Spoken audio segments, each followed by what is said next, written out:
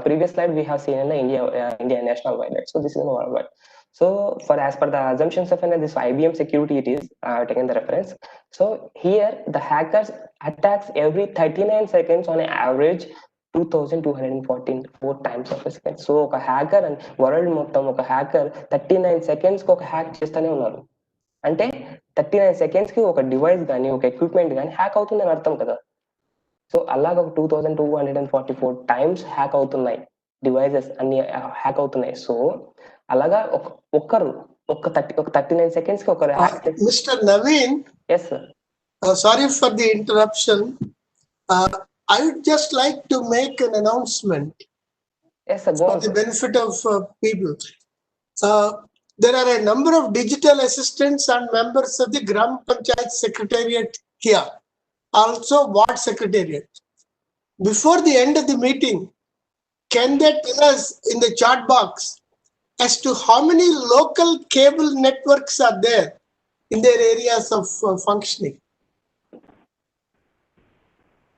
Hello? The digital assistants kani grama sachivalayam evaraina kani, whoever is present, they should be able to type out in their local area, how many cable networks are there, whether it is possible to beam lessons through the cable networks with some goodwill. So let them type out. Network వాళ్ళ వివరాలన్నీ chat box లో దయచేసి mention చేయండి. Yeah. So that it will be a very effective communication. All the teachers are there locally. They can record, they can beam through the cable network, local cable network. The local cable network can gain some goodwill, and the instruction for the children goes on. And almost every child has a TV at home, isn't it? There are very few houses without TV. Yes sir, obviously.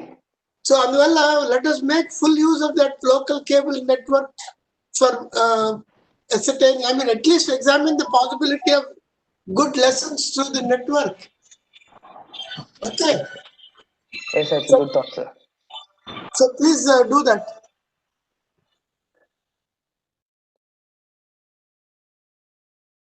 Yes sir, thank you. So sir, shall I continue?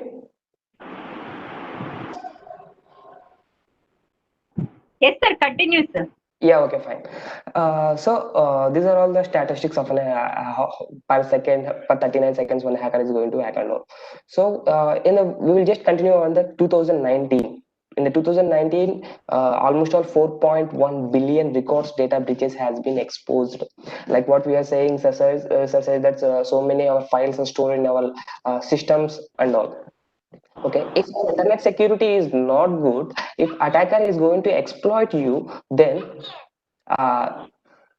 our files are all going to be in a breach.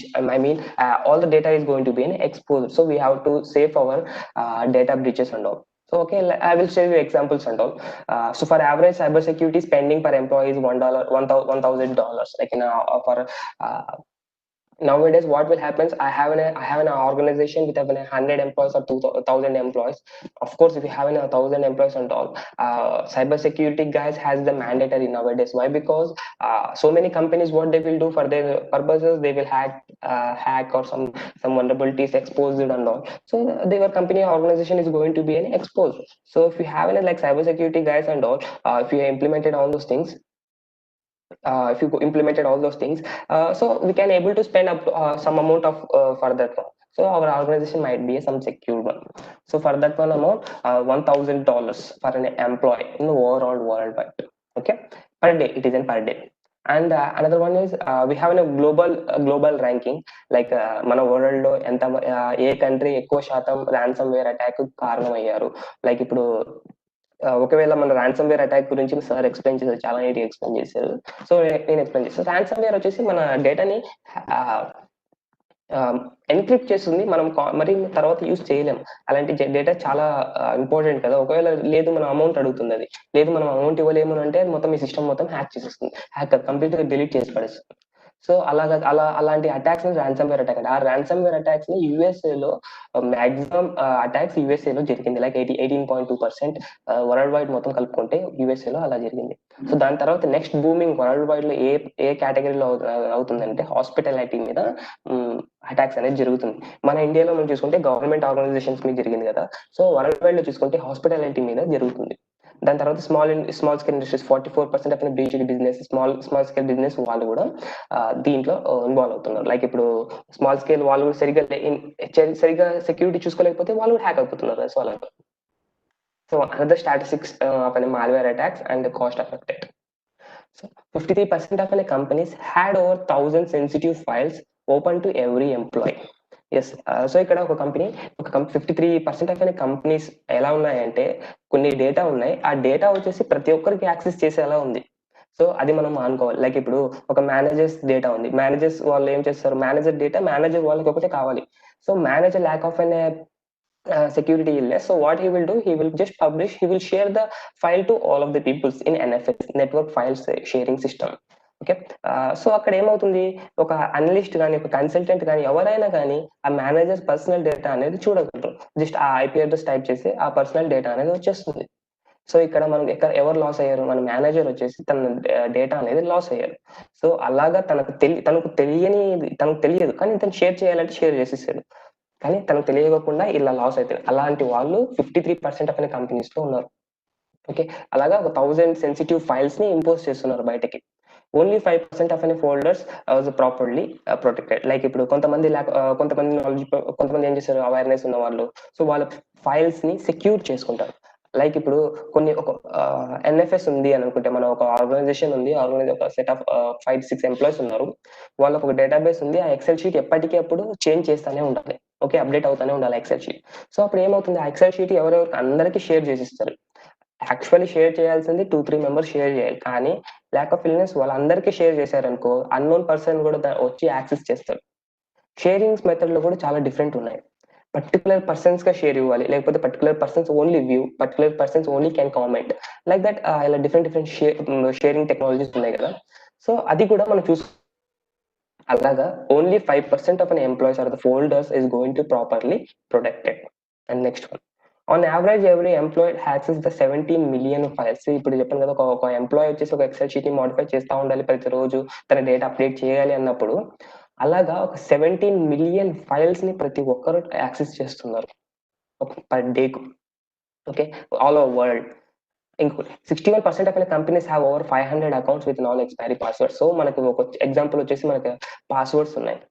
Okay, మన laptop password ఉంది. మన laptop password ఒకవేళ advance updates ఎప్పుడైనా ఉంటే for every 30 days కానీ for every 45 days కానీ according our password policies it will ask you to reset your password or change your password. So what we are doing, we are just simply typing the same password like our date of birth or some names or anything else. So you are continuing the same passwords within a decade, like within years. So it is a lack of a password policy protect. If your password has been compromised, so the password compromise, it is a very easy task nowadays. So if the password has compromised, so what will happen? If whatever you have secured your files and all, he just directly open your laptops and then he directly go access. See, directly opening in the sense means వేరే వాళ్ళు వచ్చి మన laptop on, physical గా laptop on చేసామని కాదు, వేరే వాళ్ళు మీ laptop ని టచ్ చేయకుండానే మనం అనేది యాక్సెస్ చేస్తారు. సో టెక్నిక్స్ కూడా ఉన్నాయి.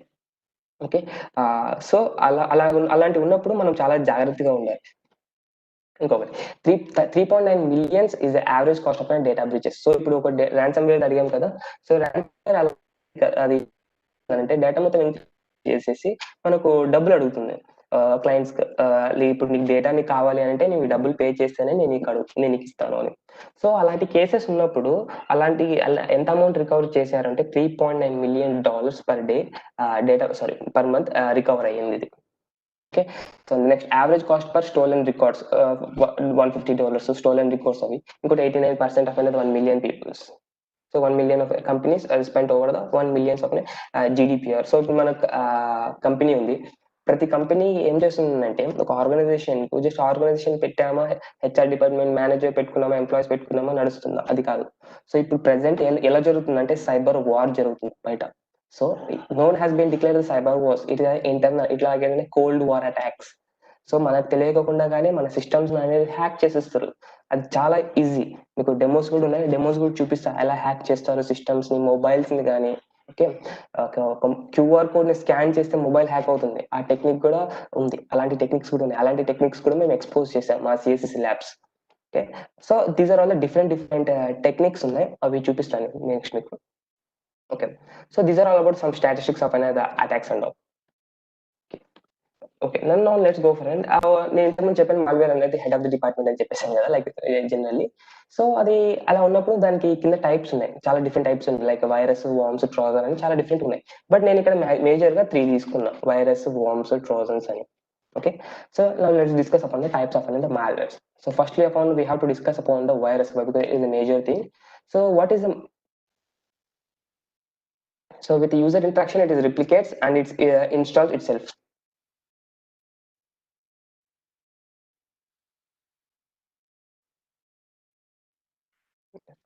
So the virus అనేది ఏం చేస్తుంది అంటే with user interaction it replicates and install itself into an user data and application. So ఇక్కడ ఏమవుతుందంటే ఒక వైరస్ మన సిస్టమ్ లో వచ్చిందంటే అది ఇది ఆటోమేటిక్ గా అనేది రన్ కాదు. మన యూజర్స్ ఎండ్ పాయింట్ అవతల ఎవరైతే వాళ్ళు ఉంటారో దాన్ని ఇన్స్టాల్ చేస్తారో, దాన్ని ఓపెన్ చేస్తారో, అలా చేస్తేనే మన వైరస్ అనేది ఓపెన్ అవుతుంది. డైరెక్ట్ గా అదంతా కదా వచ్చి అదంతా కదా ఇన్స్టాల్ అయ్యేది అలా ఏమి ఉండదు. సో వైరస్ అనేది వచ్చేసి ఒక యూజర్ ఇంటరాక్షన్స్ ద్వారానే అది ఇన్స్టాల్ అవుతుంది మన డేటాలో. సో నాకు 2 టైప్స్ ఉన్నాయి. So we have the 2 types. One is a compiled virus and interpreted virus. So compiled virus is an executed by an operating system and can be infected files or a boot sector virus. Okay, so compiled virus అనేది ఒకటి the type of virus. So ఇక్కడ ఏం చేస్తుందంటే అది మన operating system, like operating system అంటే Windows 10, Windows 7, మనం present ఏదైతే ఆపరేటింగ్ సిస్టమ్ యూస్ చేస్తున్నామో ఆ ఆపరేటింగ్ సిస్టమ్ లో అది కూర్చొని లైక్ ఇప్పుడు కర్నల్ లెవెల్కి వెళ్ళి, so might be some virus can go to colonel level. So అలా వెళ్ళి మన ఫైల్స్ అనేది డిలీట్ చేయడం కానీ, ఇన్ఫెక్ట్ మీన్స్ డిలీట్ చేయడం కానీ, మోడిఫై చేయడం కానీ, డేటా తీసుకెళ్లి వేరే వాళ్ళకి అమ్మడం కానీ అలా చేస్తుంది. లేకపోతే bot sector services, like bot లాగా మీ సిస్టమ్ లో అలానే ఉంటుంది కానీ అది ఏమి చేయదు. తను కమాండ్స్ ఎప్పుడైతే వస్తాయో అప్పుడు తను స్టార్ట్ చేస్తుంది. మన సింపుల్ గా చెప్పాలంటే మనకు లైక్ విచ్ ద మూవీ తుపాకీ, in the Telugu Tupaki, that movie we have some sleeper cells activity and all, right? That is a beautiful sense. Like that, what they will in the movie, they are all the sleeper cells. They will, once they will have a command, they are going to do their activities. Like that, in our systems also we have like that type of things. Here in the sleeper cells alternate, we have bots. So bots, they will still alive in their systems and they will do just normal activities and all. So after getting the commands, it will start their activities like deleting or recreations and all. So that type of bots is also there. By seeing, we can't able to judge like whether it is a bot or not. Like that type of genuinity they have capability, and we can't able to see. And the next, interpreted virus, executed by an application or macros script virus. So మనకు ఒక XL sheet కానీ ఏదైనా కానీ కొన్ని macros enable చేయండి అని prompt అవుతుంది. Like ఇప్పుడు ఏదైనా ఒక సాఫ్ట్వేర్ డౌన్లోడ్ చేసేటప్పుడు అడోబ్ ఫ్లాష్ మీ దగ్గర ఉంటే, లైక్ అడోబ్ ప్లేయర్స్ ఏదైనా ఉంటే, మీకు అడోబ్ పీడిఎఫ్ రీడర్ కానీ ఏదైనా ఉంటే ఒక ఎక్స్టెన్షన్ ఉంటుంది అడోబ్ ది ఫ్లాష్ ప్లేయర్స్ అని. సో అది మీకు ప్రాంప్ట్ అవుతుంది. అడోబ్ ఫ్లాష్ ప్లేయర్స్ వచ్చేసి మ్యాక్రోస్ స్క్రిప్ట్ బేస్డ్ వర్క్ అవుతుంది. సో ఆ స్క్రిప్ట్ ఆ ప్లాట్ఫామ్ ఉంటేనే ఏ మాల్వేర్ ఏ కోడ్ అయినా కానీ మనం రన్ అవుతుంది. ఒకవేళ అదే కోడ్ ప్లాట్ఫామ్ కావాలి అంటే అడోబ్ ఫ్లాష్ ప్లేయర్స్ యూస్ చేసుకొని ఆ స్క్రిప్ట్ అనేది ఆన్లైన్ లోనే రన్ అయ్యి మీ సిస్టమ్ మొత్తం హ్యాక్ అవుతుంది. సో మీ సిస్టమ్ లెవెల్ రాకోకుండా. సో అలాంటివి కూడా మనం డిజేబుల్ చేసుకోవాలి. సో దాన్ని ఏమంటారంటే ఇంటర్ప్రెటెడ్ వైరస్ అని అంటారు. సో మనకు వైరస్ అంటే మాల్వేర్ అంటే malware is piece of code అనేది ఒకటే తెలుసు, కానీ మాల్వేర్ టైప్స్ ఉన్నాయి. ఆ టైప్స్ లో వైరస్ అనే టైప్ మనం నేర్చుకున్నాం. సో టైప్స్ గురించి మనం నేర్చుకున్నప్పుడు అందులో 2 టైప్స్ ఉన్నాయి, compiled virus and interpreted virus. మన మాక్సిమం అందరికి చాలా వరకు ఎఫెక్ట్ అయ్యేది compiled virus, and compiled virus effect అవుతాం. If some peoples has using Excel sheets and other activities of script based activities, they are affected with an interpreted virus. Okay, so this is all about the virus. So let's move on for another topic. Sorry, and it is in worm. So another type is in worm. First virus, second worm. Self-replicating program that is usually self-contained and can executed and spread without user interaction. See, virus ఏం చెప్పాను, virus అంటే install చేస్తేనే కదా అది మీ system లో enter అయ్యి hack అవుతుంది. ఇది వామ్ అంటే అలా కాదు. మీ సిస్టంలో ఇన్స్టాల్ చేయకపోయినా కూడా ఆటోమేటిక్గా రన్ అయ్యి ఆటోమేటిక్గా మీ డేటా అనేది తీసుకెళ్ళి ఇచ్చేస్తుంది. సో ఇది danger things of warm. So ఇక్కడ ఎలా అవుతుంది అంటే ఈ వామ్ కూడా ఫస్ట్ సిస్టంలో ఇన్స్టాల్ అవ్వాలి.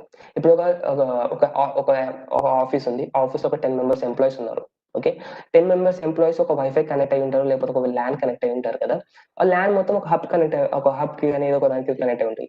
సో అక్కడ ఏమవుతుందంటే ఒక 10 మెంబర్స్ లోన ఒకరు ఏదైనా ఒక యూజర్ ఈ వామ్ ని అన్ఫార్చునేట్లీ డౌన్లోడ్ చేసుకుని ఇన్స్టాల్ చేశారు అనుకో. సో అప్పుడు ఏమవుతుంది, తన సిస్టమ్ హ్యాక్ అవుతుంది. తన సిస్టమ్ ఒకటి హ్యాక్ కాకోకుండా మిగిలిన 9 మెంబర్స్ సిస్టమ్స్ కూడా హ్యాక్ అవుతుంది అని అంటే అది కన్ఫామ్ గా వామ్ అని అర్థం. సో వామ్ అంటే ఏం చేస్తుంది, ఇప్పుడు self replicating from the one laptop to another laptop through over in internet. Okay, so దీన్ని వామ్ అంటారు. సో ఇక్కడ వామ్ లో కూడా మనకు 2 టైప్స్ ఉన్నాయి, network service worm and mass mailing worm. So network service worm అంటే exploits the network vulnerabilities to propagate and infected others. So ఇక్కడ నుంచి డౌన్లోడ్ అవుతుంది, నెట్వర్క్ నుంచి డౌన్లోడ్ అయ్యి నెట్వర్క్ ఎక్స్ప్లాయిట్స్ వల్నరబిలిటీస్ ఏదైనా ఉన్నాయో చెక్ చేసుకొని లైక్ వెళ్తుంది. వల్నరబిలిటీస్ అంటే మనకు లూప్ హోల్స్, ఒక సాఫ్ట్వేర్ ఒకటి ఉంది, ఆ సాఫ్ట్వేర్ సరిగ్గా వర్క్ అవ్వట్లేదు అని అనుకున్నాం అనుకో. హ్యాకర్స్ ఏం చేశారు, ఆ సాఫ్ట్వేర్ ని తీసుకొని దాని లూప్ హోల్స్ కనుక్కుంటారు. ఆ లూప్ హోల్స్ కనుక్కొని దానికి అనుగుణమైన ఒక కోడ్ రెడీ చేసి ఆ కోడ్ ని దాన్ని ఎక్స్ప్లాయిట్ చేసి మన అప్లికేషన్ ద్వారా మన సిస్టమ్ ని హ్యాక్ చేస్తారు. సో అదంతా మొత్తం వల్నరబిలిటీ రిపోర్ట్స్ అని అంటారు. ఎస్టర్డే సెషన్ లో సార్ చెప్పారు, చాలా వల్నరబిలిటీస్ రిపోర్ట్స్ ఆ డేటాబేస్ లో ఉన్నాయి. సో ఎవరైనా సైబర్ సెక్యూరిటీ వాళ్ళంటే ఎక్స్ప్లెయిన్ చూసుకోండి అని చెప్పారు కదా. సో అలాంటి వల్నరబిలిటీ డీటెయిల్స్ మొత్తం అక్కడ ఉంటాయి ఐసెట్ లో. సో అక్కడ చూసుకోవచ్చు మనం. సో అది network service form and mass mailing form. ఇక్కడ మెయిల్స్ నుంచి వస్తాయి. లైక్ ఇప్పుడు చాలా మంది స్పామ్ మెయిల్స్ ఉన్నాయి. Spam mails some thousands of spam mails, hundreds of spam mails ఉంటాయి మన దాంట్లో.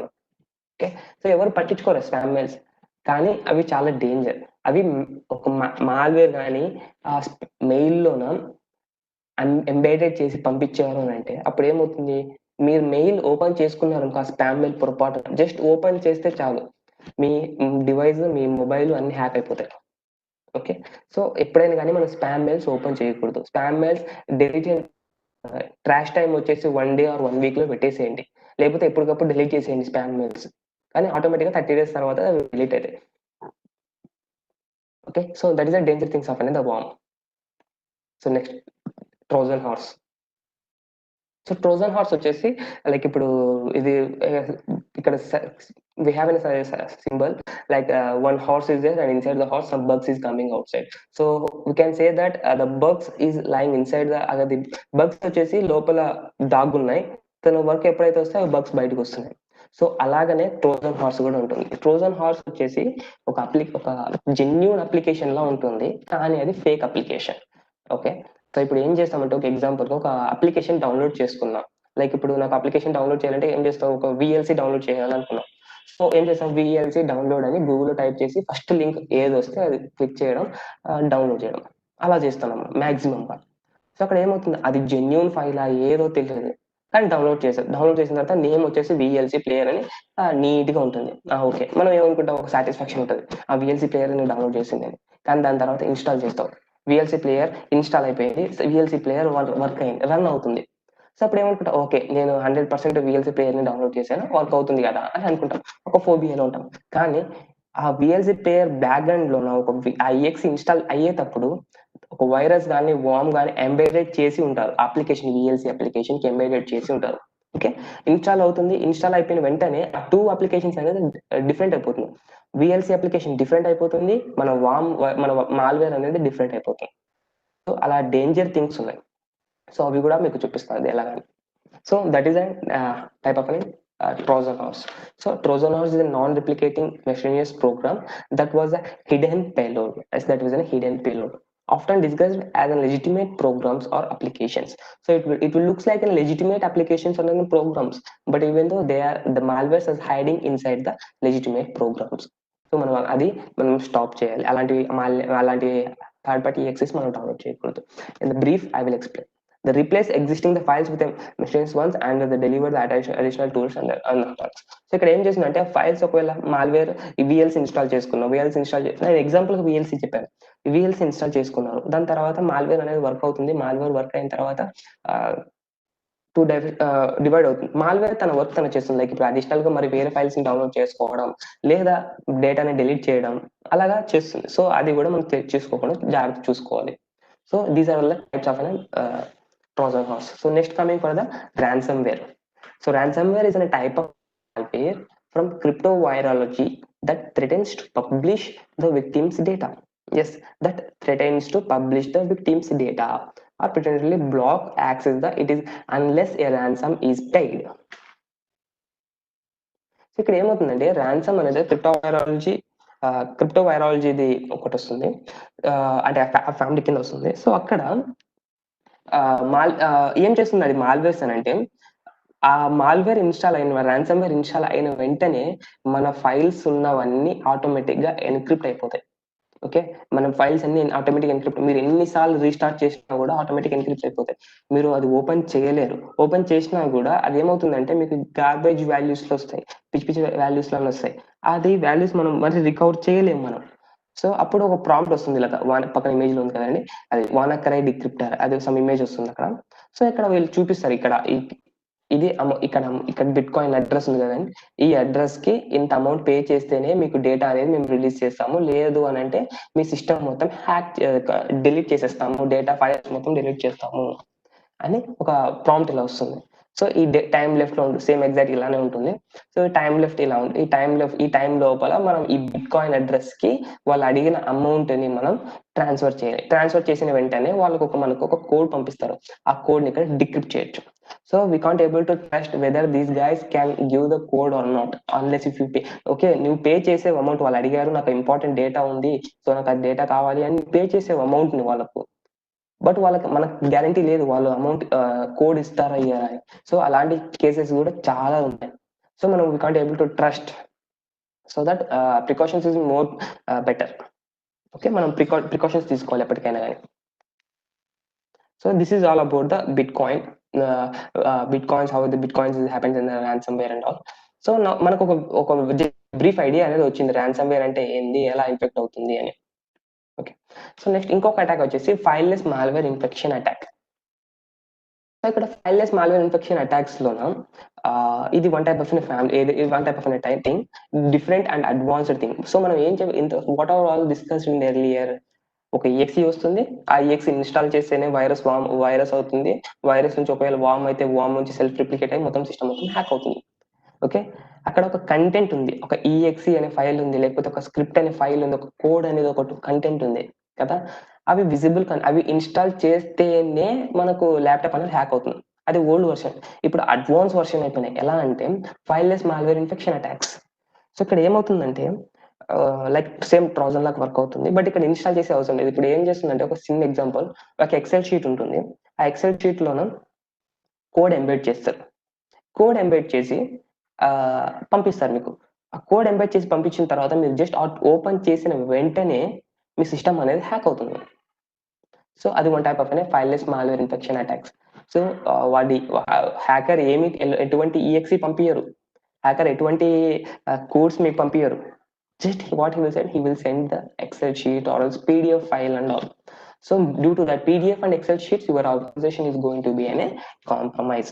సో మనం ఇలాంటి కేసెస్ ఉన్నందుకు మనం చాలా జాగ్రత్తగా ఓపెన్ చేయాలి. ఏది పడితే అది ఓపెన్ చేయకూడదు.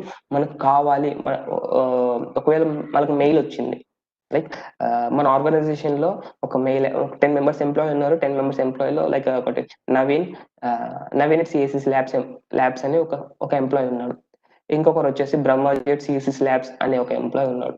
ఓకే, వీళ్ళిద్దరు ఆర్గనైజేషన్ ఎంప్లాయీస్, వాళ్ళు మెయిల్స్ ట్రాన్స్ఫర్ చేస్తా ఉన్నారు. నేను అవుట్ సైడర్ హ్యాకర్ని, నేనేం చేస్తాను, ఒక ఆర్గనైజేషన్ హ్యాక్ చేయాలని అనుకుంటున్నాను కాబట్టి నేను ఒక డమ్మీ మెయిల్ క్రియేట్ చేసుకుంటా, naveen1@csslabs.com. 1 అనేది కనిపించదు, వాళ్ళకి అర్థం కాదు, జస్ట్ నవీన్ అంటే ఓకే వీడు మనోడు వెళ్ళే పంపించింది, so I can able to open అని. సో నేను హ్యాకర్ని, I can able to open some mail address, duplicate mail address, like temporary mail address, like naveen1@csslabs.com. So mail ID, due to that mail ID, what the Brahmaji he will trust like it is okay, I got the mail from the something Naveen and he sent some Excel sheet or some files and all. So what he will do, he will directly opens. After getting the open, my malware will start executing over there and I got the entire access of his organization. So it is very easy technique to hack your organization. So మనం ఇక్కడ ఎలాంటి జాగ్రత్తలు తీసుకోవాలి అనుకుంటే, particular person ఎవరు పంపించారు అది చూసుకోవాలి. అసలు ఎందుకు పంపించారు ఈ డేటాని, నేను ఎందుకు ఓపెన్ చేయాలి, అంటిల్ అన్లెస్ మీకు ఇంపార్టెంట్ అయితేనే ఓపెన్ చేయాలి. ఎటువంటి ఫైల్స్ అయినా కూడా ఏదో టైం పాస్కి ఓపెన్ చేయాలి, లైక్ ఏదో పంపించారు కదా అని ఓపెన్ చేస్తే మాత్రం చాలా దారుణానికి గురవుతారు. మనకు అవసరం అయితేనే ఎటువంటి ఫైల్స్ అయినా ఓపెన్ చేయాలి. మీకు అది అర్థం, ఓపెన్ చేయకుండా మనకు తెలియదు కదా అవసరమైన ఫైలా కాదని. సో అక్కడ ఎలా జడ్జ్ చేయాలంటే పర్టికులర్ పర్సన్ అడగాలి. ఆ పర్సన్స్ తీసుకొని ఆ పర్సన్స్ జస్టిఫై అవుతేనే మనం అది ఓపెన్ చేయాలి. ఇటువంటి సైబర్ వరల్డ్ లోన మనం పక్కన ఉన్న వాళ్ళు కూడా నమ్మకూడదు. ఎందుకంటే ఆయనకే ఎక్కువ తెలియదు. ఆయనకు తెలియనప్పుడు వేరే వాళ్ళు ఆయన పంపించింటారు. లైక్ ఇప్పుడు ఫార్వర్డ్ మెసేజెస్ వాట్సాప్ లో చాలా ఉన్నాయి. లైక్ ఇప్పుడు ఏమవుతుందంటే ఫార్వర్డ్ మెసేజెస్ ఒక చిన్న ట్రిక్ చెప్తా.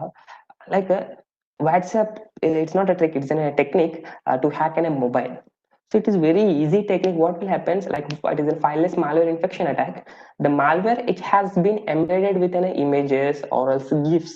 ఓకే, పొద్దున్న లేచిన వెంటనే గుడ్ మార్నింగ్ అనే మెసేజ్లు వస్తుంటాయి, లేకపోతే గుడ్ మార్నింగ్ అనే గిఫ్ట్స్ వస్తుంటాయి, రైట్?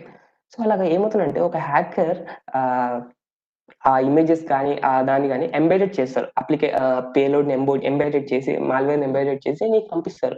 హాయ్ గుడ్ మార్నింగ్ అని ఆ ఇమేజెస్ రాసి, ఏదో ఇమేజెస్ రాసి నీకు పంపిస్తారు వాట్సాప్ లో. సో నువ్వు అది వాట్సాప్ ఓపెన్ చేస్తావు. వాట్సాప్ లో ఉన్నంత వరకు నీ సిస్టమ్ లో, నీ మొబైల్లో ఇన్స్టాల్ కాదు అది. Once you saved into an gallery also, that's it.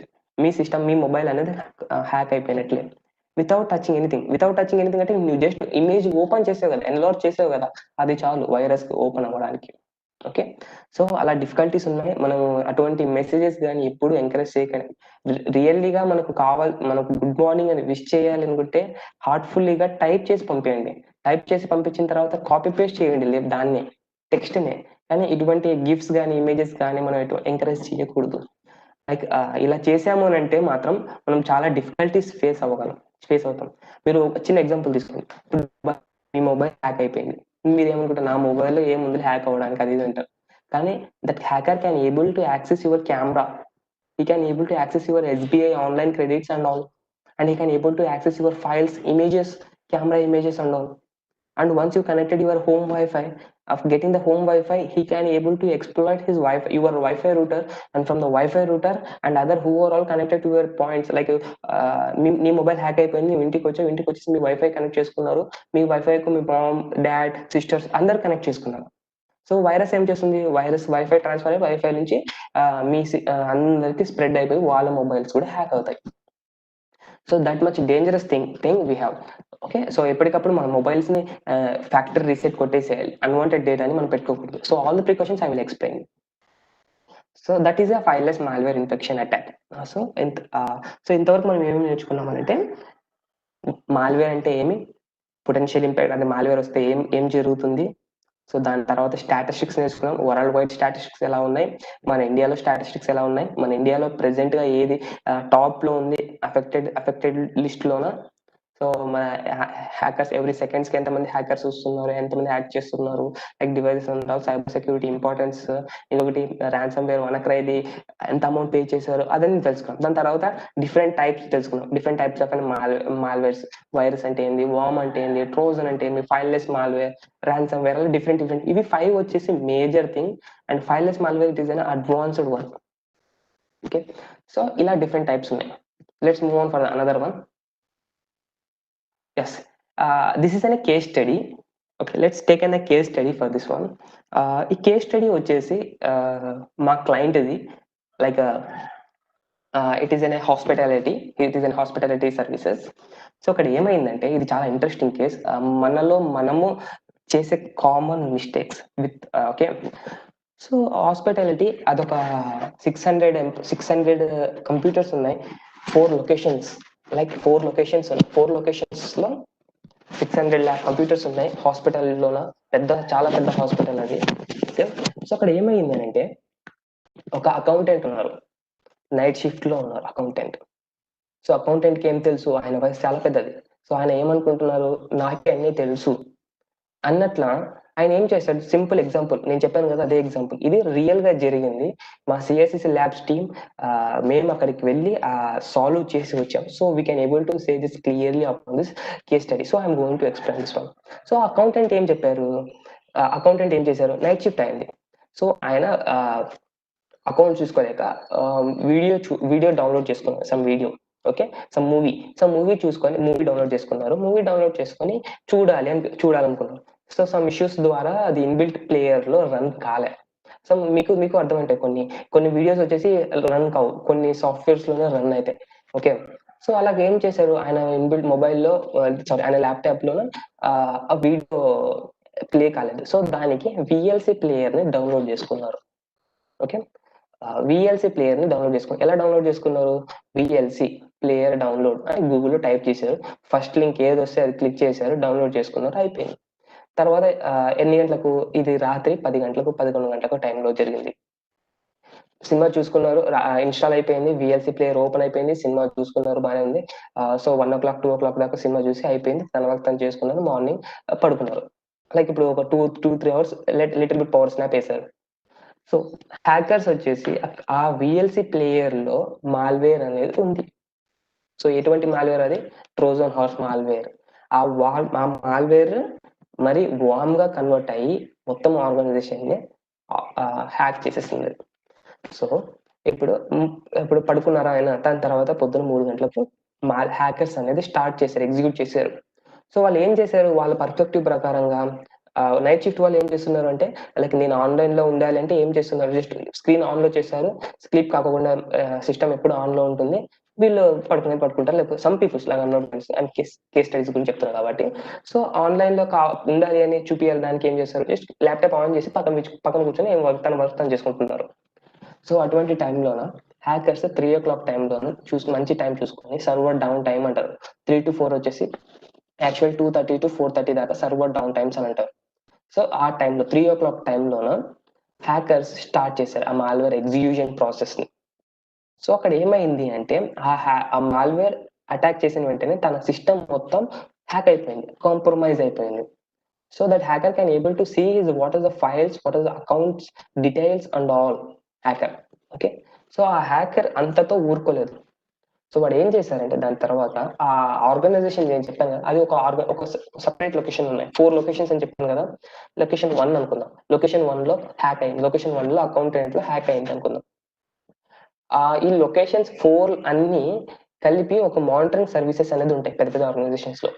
వాళ్ళు అక్కడ ఏం యూజ్ చేస్తున్నారంటే, ఆ హాస్పిటాలిటీ వాళ్ళు యాక్టివ్ డైరెక్టరీ అనే సర్వీసెస్ ని యూజ్ చేస్తుంటారు. మనలో చాలా మందికి ఉన్న యాక్టివ్ డైరెక్టరీ సర్వీసెస్ మనకు తెలియదు అది.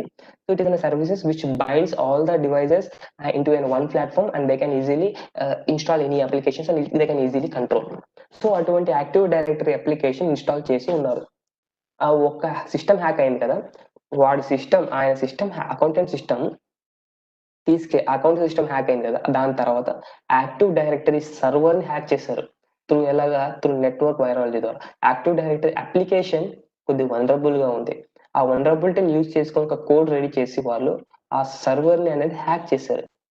సో ఇప్పుడు head of the server hack అయితే కింద ఉన్న 600 సిస్టమ్స్ అన్ని ఆటోమేటిక్ గా హ్యాక్ అయినట్లే. సో ఆయన ఏం చేశారు, 3 o'clock అయిపోయింది, 4 o'clock కి సర్వర్ ని కాంప్రమైజ్ చేసేసారు. 4:30కు ఈ ర్యాన్సమ్ వేర్ అనేది ఉంది కదండి, ఆ ర్యాన్సమ్ వేర్ ని ఎంటైర్ 600 మిషన్స్ కు స్ప్రెడ్ చేశారు. స్ప్రెడ్ చేసి అమౌంట్ అడిగారు. పొద్దున్నే వేరే అది ఎగ్జిక్యూట్ అయింది 5:30 అలా టైంలో ఎగ్జిక్యూట్ అయిపోయింది. So all 600 computers, almost, I'm just saying the number 600 but is more than the count. 600 computers అన్ని హ్యాక్ అయిపోయినాయి. ఒక్కటి ఓపెన్ కాదు. ఇప్పుడు హాస్పిటాలిటీ అంటే ఐసీయూ వార్డ్స్ లో ఉంటారు, వాళ్ళు ఆక్సిజన్ కావాలి, ఎక్స్రేస్ తీయాలి, అవన్నీ కంప్యూటర్స్ తోనే రిలేటెడ్ కదా. సో ఇప్పుడు ఆక్సిజన్ వెంటిలేటర్స్ మీద, అవి కంప్యూటర్స్ మీద, ఐసీఎంఆర్స్ డిఫరెంట్ అన్ని కంప్యూటర్స్ మీద ఉన్నాయి. All computers has been హ్యాకెడ్.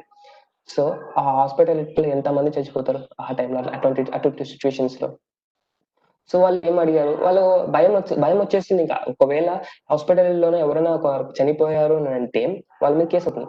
అది ఎందుకు, వీళ్ళ హాస్పిటల్ మేనేజ్మెంట్ కారణంగా కేసు అవుతుంది కదా. సో అలాంటప్పుడు వాళ్ళు అమౌంట్ పే చేశాను, ర్యాన్సమ్ వేర్ అమౌంట్ ని పే చేశాను అయినా కూడా వాళ్ళకి నమ్మకం లేదు, ఎందుకంటే వాళ్ళు ఇస్తారో ఇవ్వరు. డిక్రిప్టెడ్ కోడ్ డిక్రిప్ట్ చేస్తారో చేయరో, ఒకవేళ చేసినా కూడా అన్ని ఫైల్స్ కరెక్ట్ గా వస్తాయో లేదో, చాలా చాలా క్రిటికల్ ఫేసెస్ ఉన్నాయి. ఓకే, అలాంటప్పుడు చాలా డిఫరెంట్ గా ఆలోచించి మమ్మల్ని పిలిచారు, CSSC labs, cyber security comprehensive labs. So we team went to there, and then we did our case studies, and we analyzed all those things, and we have logged official complaint on that one. Now that link has been removed from the Google. Okay, so this is one of the best case studies in this so far I was say faced in the CSCC labs. So ఒక చిన్న కారణం ఏంది, ఒక organisation ఒక hospitality మొత్తం compromise అవ్వడానికి ఒక కారణం ఎవరు, ఒక అకౌంటెంట్ ఏదో థర్డ్ పార్టీ అప్లికేషన్ ఇన్స్టాల్ చేసుకున్నారు అంతే. మొత్తం ఆర్గనైజేషన్ మొత్తం హ్యాక్ అయిపోయింది కదా. ఇది లైవ్ సినారియో రీసెంట్ గానే జరిగింది. ఓకే, మనం కూడా చాలా జాగ్రత్తగా ఉండాలి. ఏవి పడితే అవి డౌన్లోడ్ అయితే అసలు చేయకూడదు. Okay, so this is about the case study of the we face in the CSS labs. Okay, can anyone able to expect that it is happen like that? It surely it is happens, and we already made a demos on that one also. I will show you some demos and how they have been made. Okay, so this is all about the case studies. So in the later we will explain about another some case studies and all. Okay, okay. So next thing, so precautions. So మనము okay ఇలా జరిగాయి కదా, మనం ఇలాంటి జరిగినప్పుడు మనము ఎలాంటి precautions తీసుకోవాలి. ఇది జస్ట్ మైన్యూట్ ప్రికాషన్స్ మనం చూస్తే అనుకోవచ్చు, ఇది జస్ట్ మైన్యూట్ ప్రికాషన్సే కదా, ఇవి మనం చేస్తాము అని అనుకుంటారు. కానీ మీ చాలా జాగ్రత్తగా చేయాలి. First precautions, mail classifications. Mail classifications చాలా ఇంపార్టెంట్. ఇందులోనే ఫిషింగ్ అనే కేటగిరీ ఉంది. సో ఫిషింగ్ ఏమవుతుంది అని అంటే, ఇక్కడ ఫిషింగ్ ఒక టెక్నిక్, అదొకటి. ఒక డూప్లికేట్ మెయిల్ పంపిస్తారు మీకు. ఆ మెయిల్లో మీకు ఎలా వస్తుందంటే, లైక్ ఇప్పుడు మీ మొబైల్స్కి వస్తుంటాయి messages, you have won 1 crore of rupees, please subscribe this link and then you can able to get like అని ఒక పిచ్చి మెయిల్ వస్తాయి. మీకు లాటరీ వచ్చింది 10 లక్షలు, ఈ లింక్ క్లిక్ చేయండి అని ఏవో ఉంటే వస్తుంటాయి. సో అవి లింక్స్ అన్ని వచ్చేసి ఫిషింగ్ కేటగిరీ కింద వస్తాయి. ఈ ఫిషింగ్ కూడా 11 టైప్స్ ఆఫ్ కేటగిరీస్ ఉన్నాయి.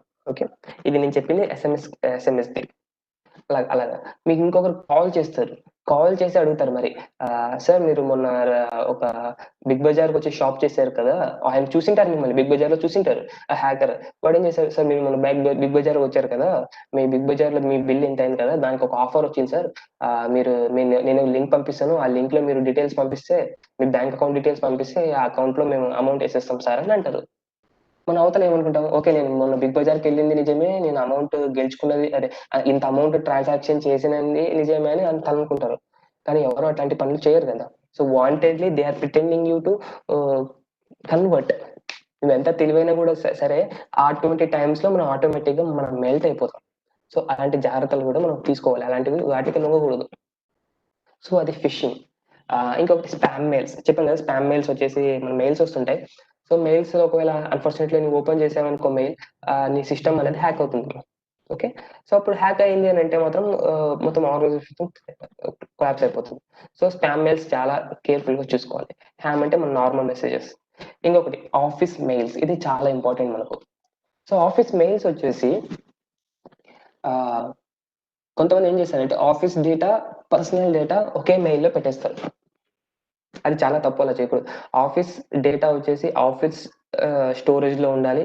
లైక్ ఇప్పుడు ల్యాప్టాప్స్ ఉన్నాయి, okay, office laptop, personal laptop అని 2 ఉంటాయి ఎవరికైనా కానీ, ఆఫీస్ లో వర్క్ చేసే వాళ్ళకు. సో ఆఫీస్ ల్యాప్టాప్స్ లో ఆఫీస్ డేటానే ఉండాలి, నీ పర్సనల్ డేటా ఉండకూడదు. ఆఫీస్ డేటాలో ఆఫీస్ ల్యాప్టాప్, ఆఫీస్ ల్యాప్టాప్ లో ఆఫీస్ డేటా ఉండాలి, నీ పర్సనల్ డేటా ల్యాప్టాప్ లో నీ పర్సనల్ డేటా. కానీ కొంతమంది ఏం చేస్తారు, 2 ల్యాప్టాప్లు ఒకే దాంట్లో చేసేసి అయిపోయింది కదా అని 2-in-1 వర్క్ చేసుకుంటారు. లైక్ ఇప్పుడు కోడ్ డౌన్లోడ్ చేసుకోవడం, కోడ్ ఎగ్జిక్యూట్ చేయడం, సాఫ్ట్వేర్ డెవలపర్స్ అయితే అలాగే పర్సనల్ ల్యాప్టాప్ లోనే చేసేసుకుంటారు అలాగే. సో అది చాలా తప్పు, అలా చేయకూడదు. డిఫరెంటియేట్ ఎప్పుడు చూపించాలి. Personal laptop personal, office laptop office laptop లో ఎటువంటి థర్డ్ పార్టీ సాఫ్ట్వేర్స్ ఇన్స్టాల్ చేయకూడదు, దాని తర్వాత లైక్ ఇప్పుడు ఎటువంటి install third party application install చేయకూడదు, మీ పర్సనల్ థింగ్స్ అసలు ఉండకూడదు. చాలా స్ట్రిక్ట్ గా మీరు ఫాలో అవుతే మీ ఆర్గనైజేషన్ కు అంత మంచిది. నాట్ ఓన్లీ ఆర్గనైజేషన్, మీ డేటా కూడా మంచిదే. ఇప్పుడు ఆఫీస్ ల్యాప్టాప్ ఉంది, ఆఫీస్ ల్యాప్టాప్ లో మీ పర్సనల్ SBI లాగిన్ కూడా చేయకూడదు. అంత సెక్యూర్ గా ఉంచుకోవాలి. మనం అంత కాన్ఫిడెంట్ గా ఉంటేనే మనం ఈ సైబర్ వరల్డ్ లోన మనం చాలా సెక్యూర్ గా ఉన్నట్టు. Okay, some what secure. So we have to be more classified between office laptop and personal laptop and office mails and personal mails. ఇవి కూడా క్లాసిఫికేషన్స్ చేసుకోవాలి. నెక్స్ట్ స్ట్రాటజీ వచ్చేసి డివైస్ మేనేజ్మెంట్. సో ఇక్కడ డివైస్ మేనేజ్మెంట్ వచ్చేసి 2 categories చెప్పేసిన, pen drive and WiFi. So pen drive think అవుతారు. Pen drive లో ఒక టెక్నిక్ ఉందండి. ఆ టెక్నిక్ వచ్చేసి USB rubber ducky. Okay, so ఇది ఒక టెక్నిక్. సో అది ఏం చేస్తారంటే, so what will happens means USB rubber ducky, if you insert that USB in your laptop, whatever the malware is contained in the laptop shifts to your which is malware contains in the pen drive, it automatically shifts to your laptop and starts its execution.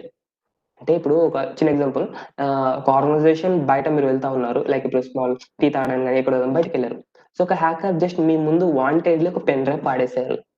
So మీకు ఒక curiosity ఉంటుంది, pen drive లో ఏముందో చూడాలి అని, confirm గా చూడాలి అని. సో మీరు ఏం చేస్తారు, తీసుకుంటారు, డైరెక్ట్ మీ ఆఫీస్ ల్యాప్టాప్ లో పెట్టేస్తారు. ఆఫీస్ ల్యాప్టాప్ లో పెట్టేసిన వెంటనే ఆ యూఎస్బి పెన్ డ్రైవ్ లో ఏదో ఒక డేటా పెట్టింటాడు కావాల్సి, కానీ బ్యాక్ ఎండ్ లో వన్స్ ఇట్ హెస్ కనెక్టెడ్ మీకు ఎటువంటి ఈఎక్సీ కనిపించదు. మీకు ఆటోమేటిక్ గా ఫైల్స్ అనేది ట్రాన్స్ఫర్ అయిపోయి మీ సిస్టమ్ అనేది హ్యాక్ అయిపోతుంది. మీకు అసలు తెలియదు, within fraction of seconds లో once you connected USB drive, that's it. Within fraction of seconds లో మీ సిస్టమ్ అనేది హ్యాక్ అవుతుంది. సో అలాంటి డేంజరస్ థింగ్స్ మనం స్టాప్ చేయాలి. సో అలాంటి డేంజర్ స్టాప్ చేయాలంటే మన ఆర్గనైజేషన్ 10 మెంబర్స్ అని చెప్పాం కదా, హెడ్ ఆఫ్ ది ఎంప్లాయ్ ఎవరైతే ఉంటారో వాళ్ళు ఈ మామూలు 9 మెంబర్స్ ఎంప్లాయీస్ ఎవరైతే ఉన్నారో వాళ్ళ ల్యాప్టాప్స్ అన్ని హార్డ్ డిస్క్ అదే యూఎస్బి డ్రైవ్స్ అన్ని బ్లాక్ చేయాలి. ఓకే, కన్ఫర్మ్ గా బ్లాక్ చేయాలి. ఒకవేళ ఎనేబుల్ చేయాలంటే మరి పర్మిషన్స్ తీసుకొని ఎనేబుల్ చేసుకోవాలి. సో ఇలాగా మనం మెయింటైన్ చేసామంటే బాగుంటుంది. సో ఇప్పుడు కొంతమంది ఏం చేస్తారంటే సినిమాస్ డౌన్లోడ్ చేసుకుంటారు, సినిమాస్ మొబైల్లో డౌన్లోడ్ చేసుకుని లేకపోతే ల్యాప్టాప్ లో చూద్దాం, బిగ్ స్క్రీన్ లో చూద్దాం అని పెడతారు. మన మొబైల్లో ఉన్న మాల్వేర్ కూడా ల్యాప్టాప్ లో వెళ్ళిపోతుంది వామ్ ద్వారా. సో అక్కడ మనం యూఎస్బి బ్లాక్ చేసి యూఎస్బి డ్రైవ్ ని బ్లాక్ చేసామంటే no pen drives and no mobiles are being connected. So it is the best practices to do that one. And then next wifi. So ఇంకొకటి wifi వచ్చేసి మనము ఏ wifi పడితే ఆ wifi మనం connect కాకూడదు, చాలా హార్మ్ఫుల్ వై. ఎందుకంటే ఒక హ్యాకర్స్ ఏం చేస్తారంటే ఫ్రీ వైఫైస్ అని కావాల్సి కానీ హాట్స్పాట్ పెడతారు. హాట్స్పాట్ పెట్టి ఫ్రీ వైఫై అని వచ్చింది కదా అని కనెక్ట్ చేసుకుంటారు మనం అందరం. ఓకే, కనెక్ట్ చేసుకున్న తర్వాత మనం బ్రౌజ్ చేసుకుంటాం, డిఫరెంట్ థింగ్స్ అని బ్రౌజ్ చేసుకుంటాం. కానీ ఆ బ్రౌజ్ చేసుకునే టైంలోనే మనకు తెలియకోకుండా ఒక హ్యాకర్స్ మీ మొబైల్లో ఆటోమేటిక్ గా మాల్వేర్ ని ఇన్ఫెక్ట్ చేసి ఆటోమేటిక్ గా ఎగ్జిక్యూట్ చేసేస్తారు. అది ట్రూ, అది జరుగుతాయి కూడా, అలా జరుగుతాయి కూడా. సో అలాంటప్పుడు మనము ఏ వైఫై పడితే ఆ వైఫై మనం కనెక్ట్ చేయకూడదు. ఓకే, సో ఒక కేస్ స్టడీ చెప్తా ఈ వైఫై గురించి. నేను ఇలాగనే ఒక భారతీయ యూనివర్సిటీ కోయంబత్తూరులో నేను మీటింగ్ సెమినార్ ఇచ్చేటప్పుడు మ్యామ్ చెప్పారు నాకు. సో మ్యామ్ కు పోలీస్ వాళ్ళ దగ్గర నుంచి కాల్ వచ్చి, మ్యామ్ మీరు పోలీస్ స్టేషన్కి రావాలి అన్నారు. సో పోలీస్ స్టేషన్కి వెళ్ళింది మ్యామ్ పోలీస్ స్టేషన్కి వెళ్తే పోలీస్ వాళ్ళు ఏం చెప్పారంటే, మ్యామ్ మీ ఫోన్ నుంచి ఒక ఫోన్ వెళ్ళింది, మీ ఫోన్ నుంచి ఒక కాల్ వెళ్ళి సో ఆ కాల్ ద్వారా ఒక 2 వ్యక్తులు మిస్సింగ్ అని కంప్లైంట్ ఇచ్చారు. సో అది ఎలా వెళ్ళింది ఏం కదా అంటే, యాక్చువల్గా వాళ్ళిద్దరు వచ్చేసి lovers, and the girl has been escaped from the home, and the boy it is pretended to act as in love, but the boy in behavior was to steal the money from that girl. Okay, so like that, this is the happening, this is the scenario. The boy has called the girl came outside of the home, okay, outside of the car, and she has been escaped. And later of the few days all the money and the gold has been thefted from her, and he's enjoying. Okay, so ఈ కేసులో ma'am ఎందుకు లాగారు అని అంటే, ఆ అబ్బాయి ఎవరైతే ఉన్నారో వాళ్ళు కాల్ చేశారు, కాల్ చేసి నువ్వు ఈ టైంకి ఇక్కడికి వచ్చేసి మనం వెళ్ళిపోదాం అని అన్నప్పుడు ఆ కాల్ ఈ మేడం ఫోన్ నుంచి వెళ్ళింది. ఓకే, ఆ మేడం ఫోన్ నుంచి వెళ్ళినప్పుడు ఏమైంది, అసలు మేడం ఫోన్ తన దగ్గర తన ఫోన్ ఉంది, కానీ that person has able to call and then he said that come. So ఈ కేసు మీద పోలీస్ కంప్లైంట్ రిజిస్టర్ అయిపోయింది. అక్కడ కేసు ఎలా సాల్వ్ చేశారు అని అంటే, మ్యామ్ వచ్చేసి ఒక పబ్లిక్ ఫ్రీ వైఫైకి కనెక్ట్ అయి ఉన్నారు. Okay, public free wifi connect అయినప్పుడు హ్యాకర్స్ వచ్చేసి తన మొబైల్ ని హ్యాక్ చేశారు, ఒక మాల్వేర్ ఇన్ఫెక్ట్ చేసుకున్నాం. ఇప్పుడు మనకు అడ్వాన్స్ టెక్నిక్స్ ఏముంటాయి, సిమ్ క్లోనింగ్ అని ఉన్నాయి. మనకు అందరికి తెలుసు ఏటీఎం స్కిమ్మర్స్, ఏటీఎం క్లోనింగ్ అని తెలుసు కదా. సిమ్ క్లోనింగ్ అని కొత్త డివైస్ అంటే మనకు వచ్చే ఓటీపీస్, మనకు వచ్చే ఫోన్స్ అని అక్కడ రీడైరెక్ట్ అవుతాయి. అలా వచ్చేసింది టెక్నిక్స్. అలా వచ్చినప్పుడు హ్యాకర్స్ అది మిస్బిహేవ్ తీసుకొని ఇలాంటి యాక్టివిటీస్ కి యూజ్ చేసుకున్నారు. సో ఇంత హార్మ్ఫుల్. తన తర్వాత తన మేడం వచ్చేసి తన తప్పేమీ లేదు అని చెప్పేసి తర్వాత సో ఇలాగా ఇది ఒక case study of the wifi. ఒక ఫ్రీ వైఫై కనెక్ట్ అయినందుకు ఇంత రాదంతం. ఓకే, సో ఇలాంటి ఫ్రీ వైఫైస్ కూడా మనము దూరమై ఉండాలి. ఇంకొకటి లాక్ విత్ పాస్వర్డ్స్. ల్యాప్టాప్స్ మనం ఎప్పుడు పాస్వర్డ్ తో లాక్ చేసి ఉంటే కొంతమంది జస్ట్ ఓపెన్ చేసి పెట్టింటారు. లైక్ ఒక షిఫ్ట్ ఉంటుంది, మార్నింగ్ షిఫ్ట్ ఒకటి ఉంటారు, ఈవినింగ్ షిఫ్ట్ ఒకటి ఉంటారు. సో పాస్వర్డ్స్ ఎందుకు ఊరికి పెట్టడం, మా ఇద్దరమే కదా లాగిన్ అయ్యేది, సో అని చెప్పేసి అలా ఒక అండర్స్టాండింగ్ ఉండి పాస్వర్డ్స్ అనేవి పెట్టి ఉండరు. సో అలాంటప్పుడు పాస్వర్డ్స్ కన్ఫర్మ్ గా పెట్టాలి. Without password hackers easily hack your systems. Okay, the password is mandatory and the BIOS passwords, and the BIOS password is okay. ఇప్పుడు నా సిస్టమ్ ని నేను లాక్ చేశాను, చాలా సెక్యూర్ గా ఉంది అని అనుకున్నారు, కానీ అదొక మైత్. మీ సిస్టమ్ లోపలికి ఒక బైపాస్ యాక్సిస్ గా ఒక బయోస్ అనేది ఒకటి ఉంది. ఇది ఆపరేటింగ్ సిస్టమ్స్ ఇన్వాల్వ్స్. ఇక్కడ ఏం చేస్తారంటే హ్యాకర్స్ బయోస్ లెవెల్స్కి వెళ్ళి మీ యూజర్ ఐడి, మీ పాస్వర్డ్ ని బైపాస్ చేసి ఈజీగా మీ డేటా అనేది యాక్సెస్ చేసుకుంటారు. సో ఇది బయోస్ మోడ్ హ్యాకింగ్ టెక్నిక్. సో ఇలాంటి దానికి మనం ఈ బయోస్ మోడ్ కి వెళ్ళకోకుండా మన బయోస్ పాస్వర్డ్ కూడా పెట్టాలి. ఓకే, ఎలా పెట్టాలి అంటే మనం సిస్టమ్ రీస్టార్ట్ చేసిన వెంటనే ఒక బ్లాక్ స్క్రీన్ వస్తుంది. బ్లాక్ స్క్రీన్ లో లెఫ్ట్ సైడ్ టాప్ బాటమ్ లోన ఒక వైట్ కలర్ బ్లాంక్ అనేది డిసపియర్ అవుతా ఉంటుంది. అక్కడ మనం F12 కానీ ఎస్కేప్ కానీ ప్రెస్ చేసామంటే అప్పుడు మనకు we will get into BIOS mode, and there you can able to easily change our you can set our BIOS password. ఇంకొకటి HDD, hard disk one. So some people say maintain the separate hard disk and all. So for those separate hard disks we have to maintain some encryption techniques and all. Okay, so without encryption techniques the hard disk the data can be stored. So ఇప్పుడు మన data అనేది ఎక్కడ store చేసుకుంటాం, మన hard disk లో store చేసుకుంటాం. ఆ hard disk secure అని మీ ఫీలింగ్ అని అనుకుంటే కాదు. మీ ల్యాప్టాప్ షట్ డౌన్ అయిపోయి, మీ ల్యాప్టాప్ పాస్వర్డ్ ఉంది, బయోస్ పాస్వర్డ్ ఉంది, how the hacker can going to steal the data అంటే ఏం చేస్తారు, మీ ల్యాప్టాప్ తీసేసి మీ హార్డ్ డిస్క్ ఒకటి తీసుకెళ్తారు. అప్పుడు మీ డేటా మొత్తం లాక్ అయిపోయినట్లే కదా. అలాగా తీసుకెళ్లి వేరే దానికి కనెక్ట్ చేయాలంటే ఆటోమేటిక్ కనెక్ట్ అయిపోతుంది. సో అలా కనెక్ట్ కాకూడదు అన్నప్పుడు ఒక బిట్ లాకర్ ఎన్క్రిప్షన్ అని మన విండోస్ 10 లోనే ఇన్బిల్ట్ గా మైక్రోసాఫ్ట్ వాళ్ళు ఇచ్చారు. సో అది ఏం చేస్తుందంటే the one hard disk can fix to one laptop only, then another hard disk can not fix to another laptop. Okay, due to this BitLocker encryption technique. If you disable this BitLocker encryption techniques, the hard disk can be easily swapped and easily steal the data. Okay, that is one type of techniques. And ఇంకొకటి PDF. చాలా మంది PDFs కి password పెట్టారు, ఎందుకంటే easily access, ఎందుకు password పెట్టి open చేయడం. కానీ each and every office purposes of a PDF has to be encrypted, has to be password locked. మనం ఇప్పుడు ఆధార్ కార్డ్ డౌన్లోడ్ చేసుకుంటాం, ఆధార్ సైట్ నుంచి వాళ్ళు పాస్వర్డ్ పెడతారు, ఇది మన సమ్ పాస్వర్డ్ పెడతారు కదా. సో అలాగా మనం each and every PDF files కి మనము లాక్స్ అనేది పెట్టాలి. ఓకే, సో అది చాలా సెక్యూర్ వే. ఇప్పుడు మనం ఒక లైక్ ఇప్పుడు సమ్ అసిస్టెంట్స్ వాళ్ళ డేటాస్ ఎప్పుడు షేర్ చేస్తూ ఉంటారు కదా. ఒకవేళ హ్యాకర్ నెట్ లోన వైఫై తన రౌటర్ లోనే హ్యాక్ చేసి తన డేటా మొత్తం స్నిఫ్ చేస్తూ ఉన్నప్పుడు PDFs వెళ్ళాయి అనుకో, PDFs ని easy he can able to open. Okay, so if the PDF is password protected, he can able to download the PDF but he can't able to open. Why? Because the password has been protected with the PDF. PDF has been protected with the password. So we have to keep the passwords. Next, patch management. Patch management వచ్చేసి nothing but it is updates. మనం మొబైల్లో ఎప్పటికప్పుడు play store update చేస్తూ ఉంటాం కదా, so అలాగా ఇది కూడా మనం అప్డేట్ చేయాలి.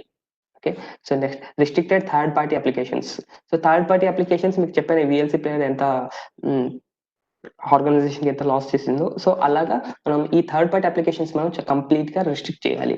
It's all depends upon our the man who is head of the department.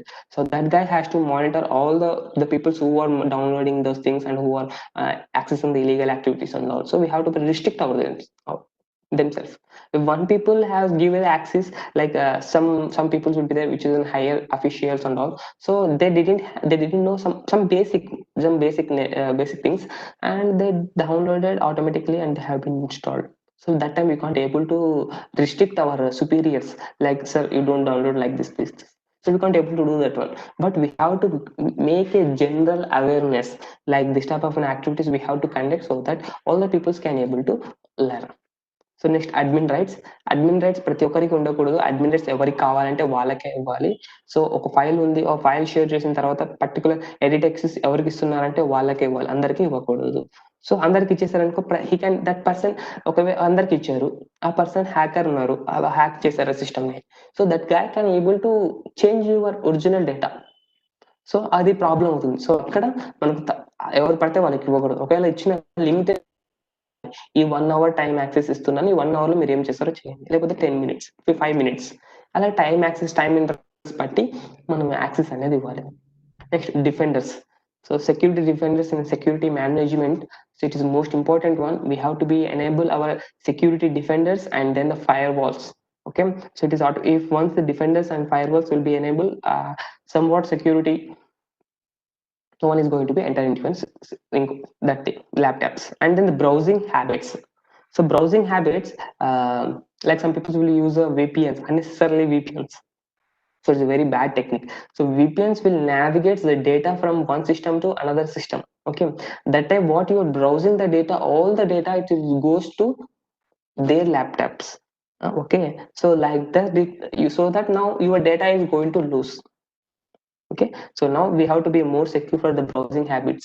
Okay, like if you some guy మీరు అబ్జర్వ్ చేసినట్టుంటే గూగుల్లో మీరు ఏదో ఒక ఫర్నిచర్ కొనాలి లేకపోతే ఒక కార్ కొనాలి అని జస్ట్ టైప్ చేసి ఉంటారు, Honda i10 car best prices అని టైప్ చేసి ఉంటారు. అలాగే ఒక ప్రైస్ చేసిన తర్వాత మీరు సమ్ అప్లికేషన్స్ ఓపెన్ చేసిన వెంటనే ఆ అప్లికేషన్స్ లో మీకు హోండా i10 కార్ గురించి మీకు డీటెయిల్స్ అడ్వర్టైజ్మెంట్స్ ప్రాంప్ట్ అవుతుంటాయి. ఓకే, సో అటువంటప్పుడు అక్కడ ఏమవుతుంది, ఆటోమేటిక్ గా Google will sells our for advertisement purpose they will sell. Okay, మనం అటువంటి టైంలో చాలా సెక్యూర్ గా చేయాలి. లైక్ బ్రౌజర్ ఇంకా మోడ్ ఓపెన్ చేసి క్లియర్ కుకీస్ క్లియర్ చేసి క్యాష్ క్లియర్ చేసి అలాగే గుడ్ బ్రౌజింగ్ హ్యాబిట్స్ మనం అలవర్చుకోవాలి. అలా చేస్తేనే మనకు ఎటువంటి సైట్స్ కానీ హ్యాక్ అనేది కాదు. ఓకే, సో క్యాస్పర్స్కి యాంటీవైరస్ కూడా చాలా బాగుంటుంది అది. So it's most top antivirus. So అక్కడ ఏమవుతుందంటే అది అడ్వాన్స్ టెక్నిక్స్ ఉన్నాయి అందులో. So somewhat we can able to secure from the that Kaspersky antivirus. So these are all about the precautions what we have to take and all. So for this is, I think this is the end of the session, first module session. So what are all the we learned in session means, what is a malware అంటే malware అంటే ఏమి, దాని తర్వాత types of malware, potential impact of malware, ransomware, అలాగా different types గా మనం నేర్చుకున్నాం. దాని తర్వాత ప్రికాషన్స్ నేర్చుకున్నాం, ప్రికాషన్స్ ఎలా ఉండాలి, మనం ఎలా బ్రౌజ్ చేయాలి, సేఫ్ బ్రౌజ్, ఎలాంటి మెజర్స్మెంట్స్ తీసుకోవాలి ఒకవేళ మనం ల్యాప్టాప్ వాడుతుంటే మొబైల్స్ వాడుతుంటే ఆ ప్రికాషన్స్ మనం చూసుకున్నాం. దాని తర్వాత కేస్ స్టడీస్, ఒక హాస్పిటాలిటీ కేస్ స్టడీస్ గురించి తెలుసుకొని దాన్ని అనలైజ్ చేసాం. Okay, so these are all about the first technique, first model. If it permits, can I take the 2 minutes break?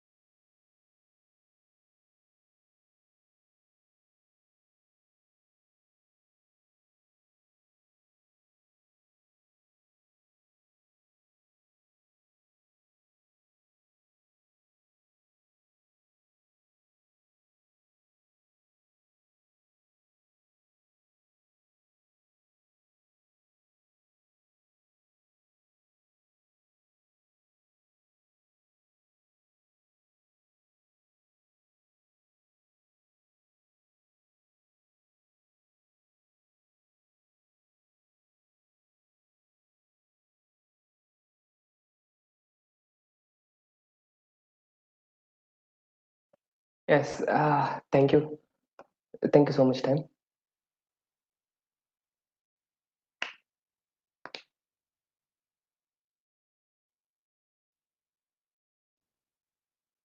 Thank you. Okay, so this is the techniques what all the we learned so far. So now we have some basics concepts like how to secure from ourselves, how to far from our malwares and all. So let's discuss for the in-depth one. Okay, so this is our lab services. So next topic. So this is the next topic. Secure and efficient long-term data management. So here, what are the things we are doing? Just we are downloading the data and just we are securing ourselves up to our storage limits. After getting the storage limits, what will happen? The storage will uh, you are going to forcefully or remove unwanted data online, right? So it is not necessarily going to an organization. So now organization, the data has to be mandatory. Okay, the data is the money for an organization. So what will happen? They will store the data in a very long term, decades and all, like 10 years, 20 years and all. Okay, so now that type of things, how to secure ourselves. Like say example for our uh, members is here. The members, what they will do, they will store the data like in their laptops, and if you want to, they will back up to their clouds. Okay, so ఇప్పుడు ఒక XL sheet upload చేశాను, ఆ XL sheet ఉంది, XL sheet upload చేసి cloud లో upload చేశాను. Okay, upload చేసిన తర్వాత నా ఎవరెవరికి యాక్సెస్ కావాలో వాళ్ళ దగ్గర యాక్సెస్ చేసుకుంటాను. వన్స్ ద క్లౌడ్ అవన్నీ ఫుల్ అయిపోయిన తర్వాత మనం ఏం చేస్తాం, పాత డేటా అనేది రిమూవ్ చేసేస్తాం. అలా చేయకూడదు.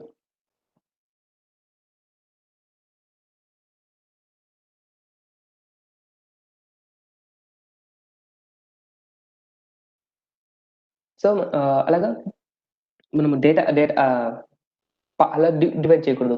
అది ఆర్గనైజేషన్స్ లెవెల్కి వెళ్ళామనుకో, వాళ్ళందరూ ఏం చేస్తారంటే బిగ్ బిగ్ డివైజెస్ లో హార్డ్వేర్ కెపాసిటీస్ లో వాళ్ళు డేటా అనేది స్టోర్ చేస్తారు. సో అలా స్టోర్ చేసినప్పుడు వాళ్ళకి సెక్యూర్ గా ఎలా స్టోర్ చేయాలి, what are the precautions we have to take the store data and all. Okay, so all those things I'm going to explain. So go for theoretical part. what what is secure data management and what is meant by secure data management, and what are the real challenges we are facing for this issue, and data storage security principles. ఒకవేళ మనం data store చేసినట్టు ఏ type of principles మనం use చేయాలి, and what are the examples for data stores in outside, and the data management functions, how to manage our data functions and all, and then the best practices. Okay, so let's move on for the next topic. Slide. So what is the secure data management? So we all know about we are storing the data, only that much we know, right? Just let example తీసుకున్నాను. మనం మనం మామూలుగా అందరూ Google photos like తెలిసిండే అందరికి Google photos, Google drive అందరూ ఏం చేస్తాం, మనం ఫైల్స్ ఫొటోస్ అన్ని గూగుల్ డ్రైవ్ లో అప్లోడ్ చేస్తాం, అంతవరకే తెలుసు. కానీ దాన్ని ఎలా సెక్యూర్ గా ఉంచుకోవాలి, అది ఎవరి బాధ్యత? వాళ్ళ ప్లాట్ఫామ్స్ ఇండిపెండెంట్, వాళ్ళ బాధ్యత కదా. సో వాళ్ళు ఎలాంటి మెజర్స్ తీసుకోవాలి, అలాంటివి కూడా మనం డిస్కస్ చేసుకోవచ్చు. So secure data management collectively refers to the manual and automated computing process.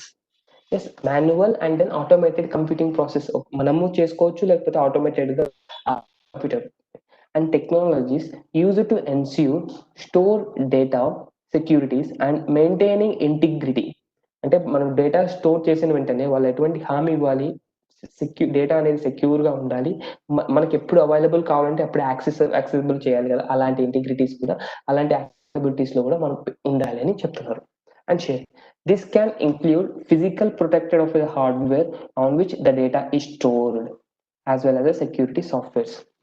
So ఇక్కడ డిఫరెంట్ టైప్స్ ఉన్నాయి. ఒక హార్డ్వేర్ కెపాసిటీ అయినా కానీ, ఒక సాఫ్ట్వేర్ కెపాసిటీ అయినా కానీ, ఒక అప్లికేషన్ బేస్డ్ అయినా కానీ, మనం ఒకవేళ అలాంటి వాటిల్లో మనం పెట్టామంటే వాళ్ళకి సిఏఏ ట్రయాంగిల్ ద్వారా ఎప్పుడు మనకు సెక్యూర్ గా ఉంటుంది, అవైలబిలిటీలో ఉంటుంది, ఇంటిగ్రిటీ కాకుండా చూసుకుంటుంది. So that is meaning of this is the principles we are going to do అనే secure data management. So secure data term management is a term used to define maintaining the storage data in a secure way for the long term usage of any data. So ఇది మనం data store చేసిన వెంటనే long terms కి ఉండాలి, లేకపోతే short terms కాదు, మనం మాట్లాడేది లాంగ్ టర్మ్స్. ఇలాంటిటప్పుడు మనము ఎలా సెక్యూర్ చేసుకోవాలి, like what are the challenges? So challenges we are facing now means structure the data while it is being stored. Structure the data అంటే మీకు ఎలా చెప్పాలంటే ఓకే మనం మూవీస్ డౌన్లోడ్ చేసుకుంటాం. లైక్ ఒకవేళ మనం కన్నడ మూవీ అయినా కానీ, తెలుగు మూవీ అయినా కానీ, హాలీవుడ్ మూవీస్, బాలీవుడ్ మూవీస్ అలాగా ఏది బాగుంటుందో అది డౌన్లోడ్ చేసుకుంటాం. ఏం చేస్తామని ఒక ఫోల్డర్ క్రియేట్ చేస్తాం. మూవీస్ అనే ఫోల్డర్లో క్రియేట్ చేసి మనం ఇష్టం వచ్చిన మూవీస్ అన్ని వేసేస్తాం. సో అక్కడ ఏమవుతుంది, మీరు ఒక డేటా అనేది స్టోర్ చేశారు. ఎటువంటి డేటా? మూవీస్ అనే డేటాని స్టోర్ చేశారు. కానీ అది స్ట్రక్చర్డ్ ఫార్మాట్లో లేదు. అంటే స్ట్రక్చర్డ్ ఫార్మాట్లో ఎలా ఉండాలి అని అంటే తెలుగు మూవీస్ అనే ఒక ఫోల్డర్లో, ఇంగ్లీష్ మూవీస్ అనే ఒక ఫోల్డర్లో అలాగా సెగ్రిగేట్ అయి ఉండాలి. ఓకే, సో అలాగా structure the data while has been stored. మనకు ఒక ఆర్గనైజేషన్లో లాగింగ్ ఉంటాయి. ఓకే, ఒక డేటా స్టోరేజ్ అని పెట్టేసి హెడ్డింగ్ పెట్టేసి డేటా స్టోరేజ్ అని పెట్టేసి మనం ఏం చేస్తాం, లాగిన్ డీటెయిల్స్ అన్ని అందులో పెడుతున్నాం. ఎప్పుడెప్పుడు లాగిన్ అవుతున్నాం, ఎప్పుడు లాగౌట్ అవుతున్నాం, అవన్నీ డీటెయిల్స్ అని ఒకే దాంట్లో వెళ్తాయి. But there is no paralysed data sequences in the database. So it might be a collisions occur. So that time we have to segregate our data in a structured way. So that is a challenge what we are facing, how to structure our data in a being stored. That is the first challenge.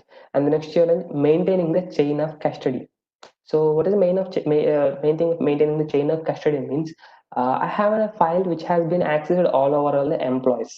Okay, but as I am the head of that organization, I have to monitor who are all the accessible to this file, or who are all accessible to the application, or else who are all the modified it, who are all the deleted the contents. So I have to maintain all the chain of the custody things. Okay, example తీసుకోండి. 5 years కు ఒక employee వెళ్ళిపోయారు అనుకుందాం. So ఇప్పుడు ఒక government section జరుగుతుంది. Private section లో employees ఉన్నారు. వాళ్ళు ఎవరేం పర్మనెంట్ అయితే కారు కదా. సో వాళ్ళు ఏం చేస్తారు, కొంతమంది ఉంటారు 1 year కానీ 2 years కానీ 3 years ఒక కంపెనీలో ఉంటారు. At a time they is going to change the company. So అలాంటప్పుడు ఆ 3 years 4 years వాళ్ళు ఎటువంటి అయితే వర్క్ చేశారు, వాళ్ళు ఎటువంటి అయితే ఫైల్స్ మోడిఫికేషన్ చేశారు, అవన్నీ ఒక డీటెయిల్డ్ ఫార్మాట్ లో స్టోర్ అయి ఉండాలి. ఓకే, అలాగా డీటెయిల్స్ అలా ఉంటేనే దాన్ని maintaining the chain of custody. ఇలాంటి ఛాలెంజెస్ యాక్సెప్ట్ చేయడం చాలా కష్టం. So this is one of the main challenge for the maintaining the chain of custody. Next, data loss prevention steps. Organization ఒక డేటా లాస్ కాకుండా preventive steps తీసుకోవాలి. అది పెద్ద challenge మనకు. ఎలా స్టెప్స్ తీసుకోవాలి? ఇప్పుడు థర్డ్ పార్టీ పీపుల్స్ ఉన్నారు, లైక్ ఎంప్లాయీస్ ఉన్నారు. ఎంప్లాయీస్ ఏం చేస్తారు, unwanted they didn't know, they came into an organization and the malware is going to start it, right? So they didn't know what they are doing, but we have to train them. Okay, that is also comes data loss prevention. If this one will happen embedded in our organization, no data loss will be occurred. Next, maintaining the data retention policy. So ఇప్పుడు data రెంటేషన్ policies అంటే users control, మొత్తం మన కంట్రోల్లోనే ఉండాలి. ఎటువంటి data అయినా కానీ, ఎటువంటి application అయినా కానీ. ఓకే, ఇప్పుడు మనకు అప్లికేషన్ ఉంది. ఒక చిన్న ఎగ్జాంపుల్, ఎవ్రీ డే 9 o'clock నేను ఆఫీస్లో లాగిన్ అవ్వాలి. ఓకే, లాగిన్ అవ్వాలి అంటే యూజర్ ఐడి పాస్వర్డ్ కావాలి కదా. అలాంటప్పుడు మీరు 9:10కో 9:30కో వచ్చారు, మీ ఫ్రెండ్ కాల్ చేశారు. మీ ఫ్రెండ్ ఆఫీస్లో ఉన్నారు, మీ ఫ్రెండ్ కాల్ చేసి నాది కొద్దిగా లేట్ అవుతుంది, నువ్వు లాగిన్ అవ్వు నాది అని మీ పాస్వర్డ్ యూజర్ ఐడి షేర్ చేస్తారు. సో అది పాలసీ వైలేషన్ అవుతుంది. అది ఐటీ యాక్ట్ కింద కూడా మిమ్మల్ని లైక్ కేసెస్ మీద పడతాయి, సైబర్ క్రైమ్స్ మీద పడతాయి. సో అలాంటివి మనం చేయకూడదు. Once it has been proved మీ passwords and user ID has been shared to others, that is an legally cyber crime. So మనం అట్లాంటివన్నీ కూడా మనం దూరంగా ఉండాలి. Okay, and redundant data, trash data. Like ఇప్పుడు ఏం చేస్తాను, ట్రాష్ డేటా మన స్పామ్ మెయిల్స్ ఉన్నాయి. స్పామ్ మెయిల్స్ ఆటోమేటిక్గా 30 daysకే డిలీట్ అయిపోతాయి కదా. సో అలా డిలీట్ అయిపోయినప్పుడు మనకు కావాల్సినప్పుడు మనకి రాదు. అలాగా ఎటువంటి డేటాని అయితే డిలీట్ చేయాలో అటువంటి డేటాని డిలీట్ చేసి మిగిలిన డేటాని మనం క్లాసిఫై చేసుకుని ఉండాలి. ఓకే, సో ఇప్పుడు ఒక ప్రాజెక్ట్ జరుగుతుంది. ఆ ప్రాజెక్ట్ 1 year టర్మ్ అని అంటే మీరు ఆ ప్రాజెక్ట్ కి 1 year తనకి పర్మిషన్స్ ఇవ్వాలి. After 1 year it has to be the unwanted data has to be go in to data hash and important data has to be stored in the database so that I can save some space and all. So this is an importance of the retention of the data. And then availability in daily needful situations. So మనకి ఎప్పుడు కావాలంటే అప్పుడు అవైలబిలిటీలో ఉండాలి ఏదైనా కానీ. ఇప్పుడు just Google drive తీసుకున్నారనుకో, మీ మొబైల్లో ఒక ఫోటో అప్లోడ్ చేసి ఉంటారు, బట్ మీరు ల్యాప్టాప్లో లాగిన్ అయి చూసారనుకో ఆ ఫోటో మీ ల్యాప్టాప్లో కూడా కనిపిస్తుంది. బట్ ఇక్కడ అది ఏమంటుంది, నీడ్ఫుల్ సిచ్యువేషన్స్ మీకు ఎప్పుడు కావాలంటే అప్పుడు ఓపెన్ అయిపోతుంది కదా, అలాంటి సర్వీసెస్ ని మనం మనం ఇలా కాకుండా వేరే డిఫరెంట్ సోర్సెస్ లో కూడా వెతకాలి. ఓకే, మనం ప్రతి ఇంపార్టెంట్ ఫైల్ ని మనం గూగుల్ డ్రైవ్స్ లో కానీ ఇలా పబ్లిక్ లో పెట్టకూడదు. ఓకే, అది కూడా ఎంత సెక్యూర్ అయితే కాదు. So for secure thing what I'm trust is we have in some our own locker, digi locker. It is implemented by the government of India only.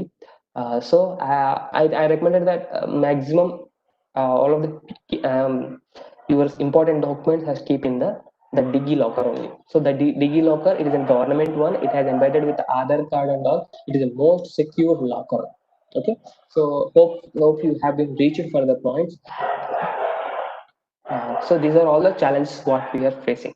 So for these challenges, how to overcome and how to start ourselves. So let's discuss for these things. So this is one more thing, data storage security principles. So here data storage security principles, it's maintained on the CIA triangle. The CIA means confidentiality, integrity, availability. Confidentiality means the data has to be seen by the particular persons only, not by others. Okay, if other people will see the data, confidentiality will be going to lose. That's called the confidentiality. And the integrity, data integrity is the context of a data storage security, means ensuring the data cannot be tampered. So cannot be tampered without changing. So ఒక డేటాని modify అయ్యింది అని అంటే దాని integrity loss అయినట్లు అర్థం.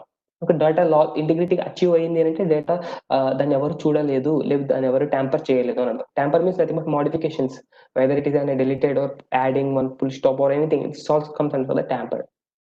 And next, availability. So in the content of a data storage security, availability means minimizing the risk that storage resource or destroyed or made inaccessible either deliberately, says during a DOS attack. So what happens means availability లో మనం ఎప్పుడు ఉండాలి. So మీరు ఎప్పుడైనా చూసారు Google ఎప్పుడు అవైలబుల్లోనే ఉంటుంది, right? మన సర్వర్స్ కూడా ఎప్పుడు అవైలబుల్లో ఉండాలి. ఒకవేళ ఫ్లడ్స్ వచ్చాయనుకో, ఫ్లడ్స్ వచ్చి మన సర్వర్ ఉంది, మనము ఒక గుంటూరులో మనం ఒక సర్వర్ పెట్టుకున్నాం, మెయిన్ సర్వర్ అప్లికేషన్ డెవలప్ చేసుకున్నాను నేను, గుంటూరులో హోస్ట్ చేసుకున్నాను, ఒక బిల్డింగ్ అపార్ట్మెంట్ తీసుకుని అపార్ట్మెంట్ లో హోస్ట్ చేసుకున్నాను సర్వర్ మొత్తం అన్ని. సో ఒకవేళ వరదలు వచ్చేసినాయి అనుకోండి, వరదలు వచ్చిందంటే నా సర్వర్ కూడా వెళ్ళిపోయినట్లే. ఇంకా ఒక ఎర్త్క్వేక్ వచ్చింది అని అంటే మా బిల్డింగ్ వెళ్ళిపోయింది, కుప్పకూలింది అంటే మళ్ళీ సర్వర్స్ కూడా వెళ్ళిపోయినట్లే కదా. సో అక్కడ నా క్లయింట్స్ నుంచి నాకు అపోజిట్ వస్తాయి, లైక్ ఎందుకంటే నా సర్వర్ లాస్ అయినప్పుడు వాళ్ళు ఏమి యూజ్ చేసుకోలేరు. సో అలాంటి టైంలో కూడా అప్పుడు అవైలబిలిటీలో ఉండాలి. సో అలాంటివి టైమ్స్ లో ఉన్నప్పుడు మనం ఎట్లా ఓవర్కమ్ చేయాలి అన్న టెక్నిక్స్ కూడా మీకు చెప్తాను ఇప్పుడు. So this is all about the CIA. చిన్న ఎగ్జాంపుల్లో చెప్పాలంటే, ఒక స్కూల్ టీచర్ క్వశ్చన్ పేపర్ రాశారు. Okay, school teacher question paper రాసి హెడ్ మాస్టర్కి సబ్మిట్ చేయాలి. ఓకే, సబ్మిట్ చేయాలి అన్నప్పుడు సార్ వాళ్ళ రూమ్స్ లో వాళ్ళు చాలా బిజీగా ఉన్నారు. సో దట్ అప్పుడు ఏం చేశారు, ఒక పిల్లవాడిని పిలిచి ఈ క్వశ్చన్ పేపర్ ని తీసుకెళ్లి హెడ్ మాస్టర్ కి ఇవ్వండి అని అంటారు. సో ఆ పిల్లవాడు ఏం చేశాడు, ఆ క్వశ్చన్ పేపర్ తీసుకెళ్లి సార్కి ఇస్తారు అనుకున్నారు, వాడి మధ్యలో ఏదో చూసారు అనుకోండి, క్వశ్చన్స్ అనేది వెళ్ళిపోతాయి, అక్కడ ఇంటిగ్రిటీ అనేది లాస్ అవుతుంది కదా. అలాంటప్పుడు పూర్వకాలంలో ఏం చేశారు రాజులు, ఒక ఎన్వలప్ కవర్ తీసుకొని లేకపోతే ఏదో ఒక సీల్ వేస్తారు. ఓకే, రాజముద్ర అని అంటాం కదా, అలాగా సీల్ వేస్తే అవతల వాళ్ళు రిసీవర్ చేసుకునే వాళ్ళు ఫస్ట్ ఆ సీల్ ని అబ్జర్వ్ చేస్తారు. ఒకవేళ ఆ సీల్ ఏదైనా టెంపర్డ్ గా ఒకవేళ చిరిగిపోయిందా లేకపోతే ఎవరైనా మాడిఫై చేశారని చూస్తారు. ఒకవేళ అది మాడిఫై అయ్యింది అని అంటే మాత్రం అందులో ఉన్న డేటాని రిజెక్ట్ చేస్తారు కదా. సో అలాగనే మన సైబర్ టర్మ్స్ లో కూడా సిఐఏ అనేది అంత ఇంపార్టెంట్. ఒక డేటాని పంపించాము అంటే మాడిఫై అయ్యింది అంటే మాత్రం మనం ఎటువంటి సెక్యూరిటీలో లేము. ఒక్క పిల్లర్ పడిపోయినా కూడా మనం సెక్యూరిటీ అనేది సాధించలేము. So that is importance of any CIA. So ఇలా నేర్చుకున్నాం కదా. సో డేటా సెంటర్స్ గురించి తెలుసుకున్నాం. సో ఇక్కడ మనం డేటా అనేది స్టోర్ చేసుకుంటాం. సో ఎక్కడ స్టోర్ చేస్తున్నాం అంటే, సో ఇక్కడ డేటా సెంటర్స్ అని ఉంటాయి. So either it is an government are it is an private one. So government data centres ఉన్నాయి, హైదరాబాద్ అలా ఉన్నాయి, ముంబై, కోల్కతా, బెంగళూరు, న్యూఢిల్లీ, చెన్నై అలా ఉన్నాయి. సో అక్కడ డేటా సెంటర్స్ ఏం చేస్తారంటే, మనం ఎప్పుడు వెబ్సైట్స్ ఉన్నాయి, మన వెబ్సైట్స్ లో డాలర్స్ లైక్ ఇప్పుడు some Dharani portals, some example అని చెప్తున్నా, సమ్ వెబ్సైట్స్ ఉన్నాయి, వాళ్ళ డేటా అన్ని వాళ్ళ గవర్నమెంట్ డేటా సెంటర్స్ లోనే స్టోర్ అవుతాయి. Okay, no one is going to access the data centers unless until they have an access. Okay, like that అలాంటి సిచ్యువేషన్స్ లో ఉన్నప్పుడు మనం ఈచ్ అండ్ ఎవ్రీ డేటా, మీరు ఏదైనా ఒక డేటా మాడిఫై చేస్తున్నారంటే like AP HR portal like అలా ఉన్నాయనుకో, అవన్నీ డేటా సెంటర్స్ లింక్అప్ అయి ఉంటాయి, government data centres. So data మొత్తం అక్కడికి వెళ్తాయి. So what is the data centre means? The data centres are simply centralised location where computing and networking equipment is concentrated for the purpose of collecting, storing, processing, distribution and allowing. Okay, so అంటే ఏం ఒక centralised unit అన్ని collect చేసుకొని తన దగ్గర పెట్టుకుంటుంది, ఎవరికి ఏం కావాలంటే అప్పుడు అది ఇస్తుంది. సో అది డేటా సెంటర్స్ లో ఫీచర్ తన work. So they provide important service such as data stores. So ఇప్పుడు డేటా సెంటర్స్ లో మనం ఎటువంటి డేటా స్టోర్ చేసుకోవచ్చు, లైక్ నార్మల్ డేటా స్టోరేజ్ చేసుకోవచ్చు, ఎంటైర్ డేటా బ్యాకప్ చేసుకోవచ్చు, అండ్ దెన్ రికవరీ కూడా చేసుకోవచ్చు, లైక్ బ్యాకప్ చేసింది రికవరీ చేసుకోవచ్చు, డేటా మేనేజ్మెంట్ అండ్ నెట్వర్కింగ్ కూడా చేసుకోవచ్చు, లైక్ అప్లికేషన్స్ కూడా మనం హోస్ట్ చేసుకొని చేసుకోవచ్చు. So these all about the data centres. Okay, let's go on for the next one. So ఇక్కడ మన డేటా సెంటర్స్ ఇండియాలో ఓవర్ వ్యూ తీసుకుంటే గ్రాఫ్ లోను బ్లాక్ కలర్ వచ్చేసి డేటా సెంటర్స్ ఉన్నాయి, ఇది వచ్చి సర్వీస్ ప్రొవైడర్స్. ఈ ముంబై రీజియన్ లోన ఇవి కొన్ని డేటా సెంటర్స్ గవర్నమెంట్ అయి ఉండొచ్చు, కొన్ని డేటా సెంటర్స్ ప్రైవేట్ అయి ఉండొచ్చు. ఓవరాల్ గ్రాఫ్ ఇస్తున్నాను ఇక్కడ. సో ఈ ముంబైలో ఎక్కువ డేటా సెంటర్స్ ఉన్నాయి. సో ఇక్కడ ఓవరాల్ చూసుకుంటే సర్వీస్ ప్రొవైడర్ లో చాలా వరకు ఉన్నాయి. దాని తర్వాత నెట్వర్క్ ఫ్యాబ్రికేషన్స్ లో ఉన్నాయి. ఇక్కడ data centre just data store అవ్వడం, సర్వీస్ ప్రొవైడర్ అప్లికేషన్ రన్ అవ్వడం, అండ్ అప్లికేషన్ రన్ ఇప్పుడు ఇలాగేం చెప్పాలంటే పీడిఎఫ్ ఎడిటర్ ఉన్నాయి, పీడిఎఫ్ ఎడిటర్ కానీ ఆన్లైన్ ఎడిటర్స్ చాలా ఉన్నాయి కదా. సో అక్కడ ఏం చేస్తారు వాళ్ళు, ఆన్లైన్ ఎడిటర్స్ ఇలాంటి సర్వీసెస్ లో పెడతారు, సర్వీస్ ప్రొవైడర్స్ లో అలాంటి అప్లికేషన్ హోస్ట్ చేస్తారు. సో యాజ్ అ క్లయింట్ మనం ఒక పీడిఎఫ్ ఎడిట్ చేయాలంటే పీడిఎఫ్ ఎడిటర్ ఆన్లైన్ అని గూగుల్ చేసి ఏదో ఒక లింక్ వస్తుంది, ఏదో లింక్ క్లిక్ చేసి అక్కడ మనం పీడిఎఫ్ అప్లోడ్ చేసుకొని మనం ఎడిట్ చేసుకోవచ్చు. అలాంటి సర్వీసెస్ చెప్తాను ఎగ్జాంపుల్ గా. సో అలాంటి సర్వీసెస్ ఇన్ ఈ రేంజ్ లో ఉన్నాయి. దాని తర్వాత నెట్వర్క్ అప్లికేషన్స్. సో అలాగా డిఫరెంట్ లొకేషన్స్ లో ఉన్నాయి, Mumbai, Bengaluru, new Delhi, Chennai and regional. So this is a small over view of another data centres. So let's move on for the cloud services. So ఇక్కడ cloud services అని అంటే మనకు తెలిసిన ప్రకారం మనకి ఏం చేస్తాం, మనం క్లౌడ్ లో అప్లోడ్ చేస్తాం అంటాం కదా. సో క్లౌడ్ లో అప్లోడ్ చేయడం అంటే ఏంటి? What is a cloud? A simple definition of a cloud computing involves delivering different types of services over the internet.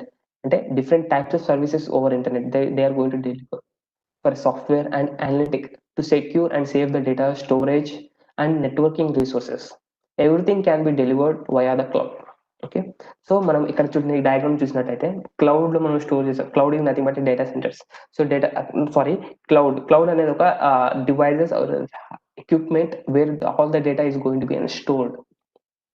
So ఇటువంటి క్లౌడ్ లోన మనం ఆల్ ఇన్పుట్ డివైజెస్ ఉన్నాయి. ఇప్పుడు ఎగ్జాంపుల్ తీసుకోవాలనుకుంటే మనం గూగుల్ ఫైల్స్ తీసుకున్నాం, like Google photos, Google all the things. So for the example I'm taking, same అవుతుంది అక్కడ ఫోటో క్యాప్చర్ చేసిన వెంటనే గూగుల్లోకి ఆటోమేటిక్ అప్లోడ్ అయిపోతుంది, క్లౌడ్ లో అప్లోడ్ అవుతుంది. మనం ఎనీ టైం ఆ ఫోటోని వ్యూ చేసుకోవచ్చు కదా, ఎనీ టైమ్ ఆ వీడియో ఆ ఫైల్స్ అని మనం వ్యూ చేసుకోవచ్చు. So these are all the cloud computing techniques. So you can upload or download from the mobiles, you can do the upload and download the storages, and you can host your own server over there in the cloud, and private cloud, public cloud, hybrid cloud. So different types of clouds is there. So clouds lo 3 types ఉన్నాయి: infrastructure as a service, platform as a service, software as a service. So ఇవి ఏం చేస్తాయంటే ఇక్కడ మనకు తెలిసిన example ప్రకారం చూద్దాం. Infrastructure వచ్చేసి హార్డ్వేర్ బేస్డ్, అంటే వాళ్ళకు హార్డ్వేర్ ఒకటి ప్రొవైడ్ చేస్తారు, అందులో మీ డేటాని స్టోర్ చేసుకోవచ్చు అని అర్థం. ప్లాట్ఫామ్ యాజ్ ఎ సర్వీస్ అంటే ఇప్పుడు మనం AWS, Amazon web service, AWS clouding, Azure clouding అని చాలా చాలా వరకు విన్నాం. సో అలాంటి ప్లాట్ఫామ్స్ అని ఇక్కడ మనం హోస్ట్ చేసుకుంటారు, అంటే విఎమ్స్ మనం హోస్ట్ చేసుకోవచ్చు. అలాంటి ఎన్విరాన్మెంట్ వాళ్ళు ప్రొవైడ్ చేస్తున్నారు, దాన్నే ప్లాట్ఫామ్ యాజ్ అన్ సర్వీస్, ఇది ఒక క్లౌడ్ సర్వీస్. ఇంకొకటి సాఫ్ట్వేర్ యాజ్ అన్ సర్వీస్, ఇప్పుడు ఇందాక చెప్పాను కదండి, పీడిఎఫ్ రీడర్ కానీ, పీడిఎఫ్ ఆన్లైన్ ఎడిటర్ కానీ, అలాంటి డిఫరెంట్ సర్వీసెస్ అన్ని ఇక్కడ ఉంటాయి. ఇంకొకటి ఎగ్జాంపుల్, మీరు గోడాడీ అనే వెబ్సైట్ వినింటారు. ఓకే, గోడాడీలో ఏం చేసి ఉంటారు, మీకు ఒక వెబ్సైట్ అక్కడ పెట్టారనుకో ఆటోమేటిక్గా వాళ్ళు హోస్ట్ చేసుకుంటారు. So those are also comes అంటారు కదా మన గూగుల్ సర్వీసెస్. మన Google photos, Google cloud, one drive, all comes అంటారు కదా Google services, sorry cloud services. Okay, so this is small brief about the Google cloud services. And the next thing is disaster recovery. ఇందాక చెప్పాను కదండి, ఒక earthquake కానీ ఏదైనా floods వచ్చేనా నా service server మొత్తం. సో అలాంటప్పుడు నా బిజినెస్ లాస్ అవుతుంది. అలా కాకుండా డిజాస్టర్ రికవరీ అనేది ప్లాన్ చేసుకోవాలి. లైక్ ఇప్పుడు మన డేటా మొత్తం వేరే ఆర్గనైజేషన్ పెట్టాలి. ఇప్పుడు గుంటూరులో నేను పెట్టాను కాబట్టి నేను ఇంకో డిజాస్టర్ రికవరీ ప్లాన్ నేను హైదరాబాద్ లో పెడతా. ఓకే, సో ఒకవేళ గుంటూరులో ఉన్న అపార్ట్మెంట్ నాది గుంటూరులో ఉన్న సర్వర్ నాది డౌన్ అయింది అని అంటే ఆటోమేటిక్ గా నా అప్లికేషన్ బ్యాకప్ వచ్చేసి హైదరాబాద్ లో ఉన్న సర్వర్ అప్ అవుతుంది. సో మీరు ఒకవేళ అబ్జర్వ్ చేశారంటే ఐఆర్సిటిసి వెబ్సైట్ ఉంది. ఎట్ 11 o'clock మన రిజర్వేషన్స్ అన్ని స్టార్ట్ అవుతాయి. ఆ టైంలో నంబర్ ఆఫ్ యూజర్స్ లాగిన్ అవుతారు అట్ ఏ టైంలో కదా.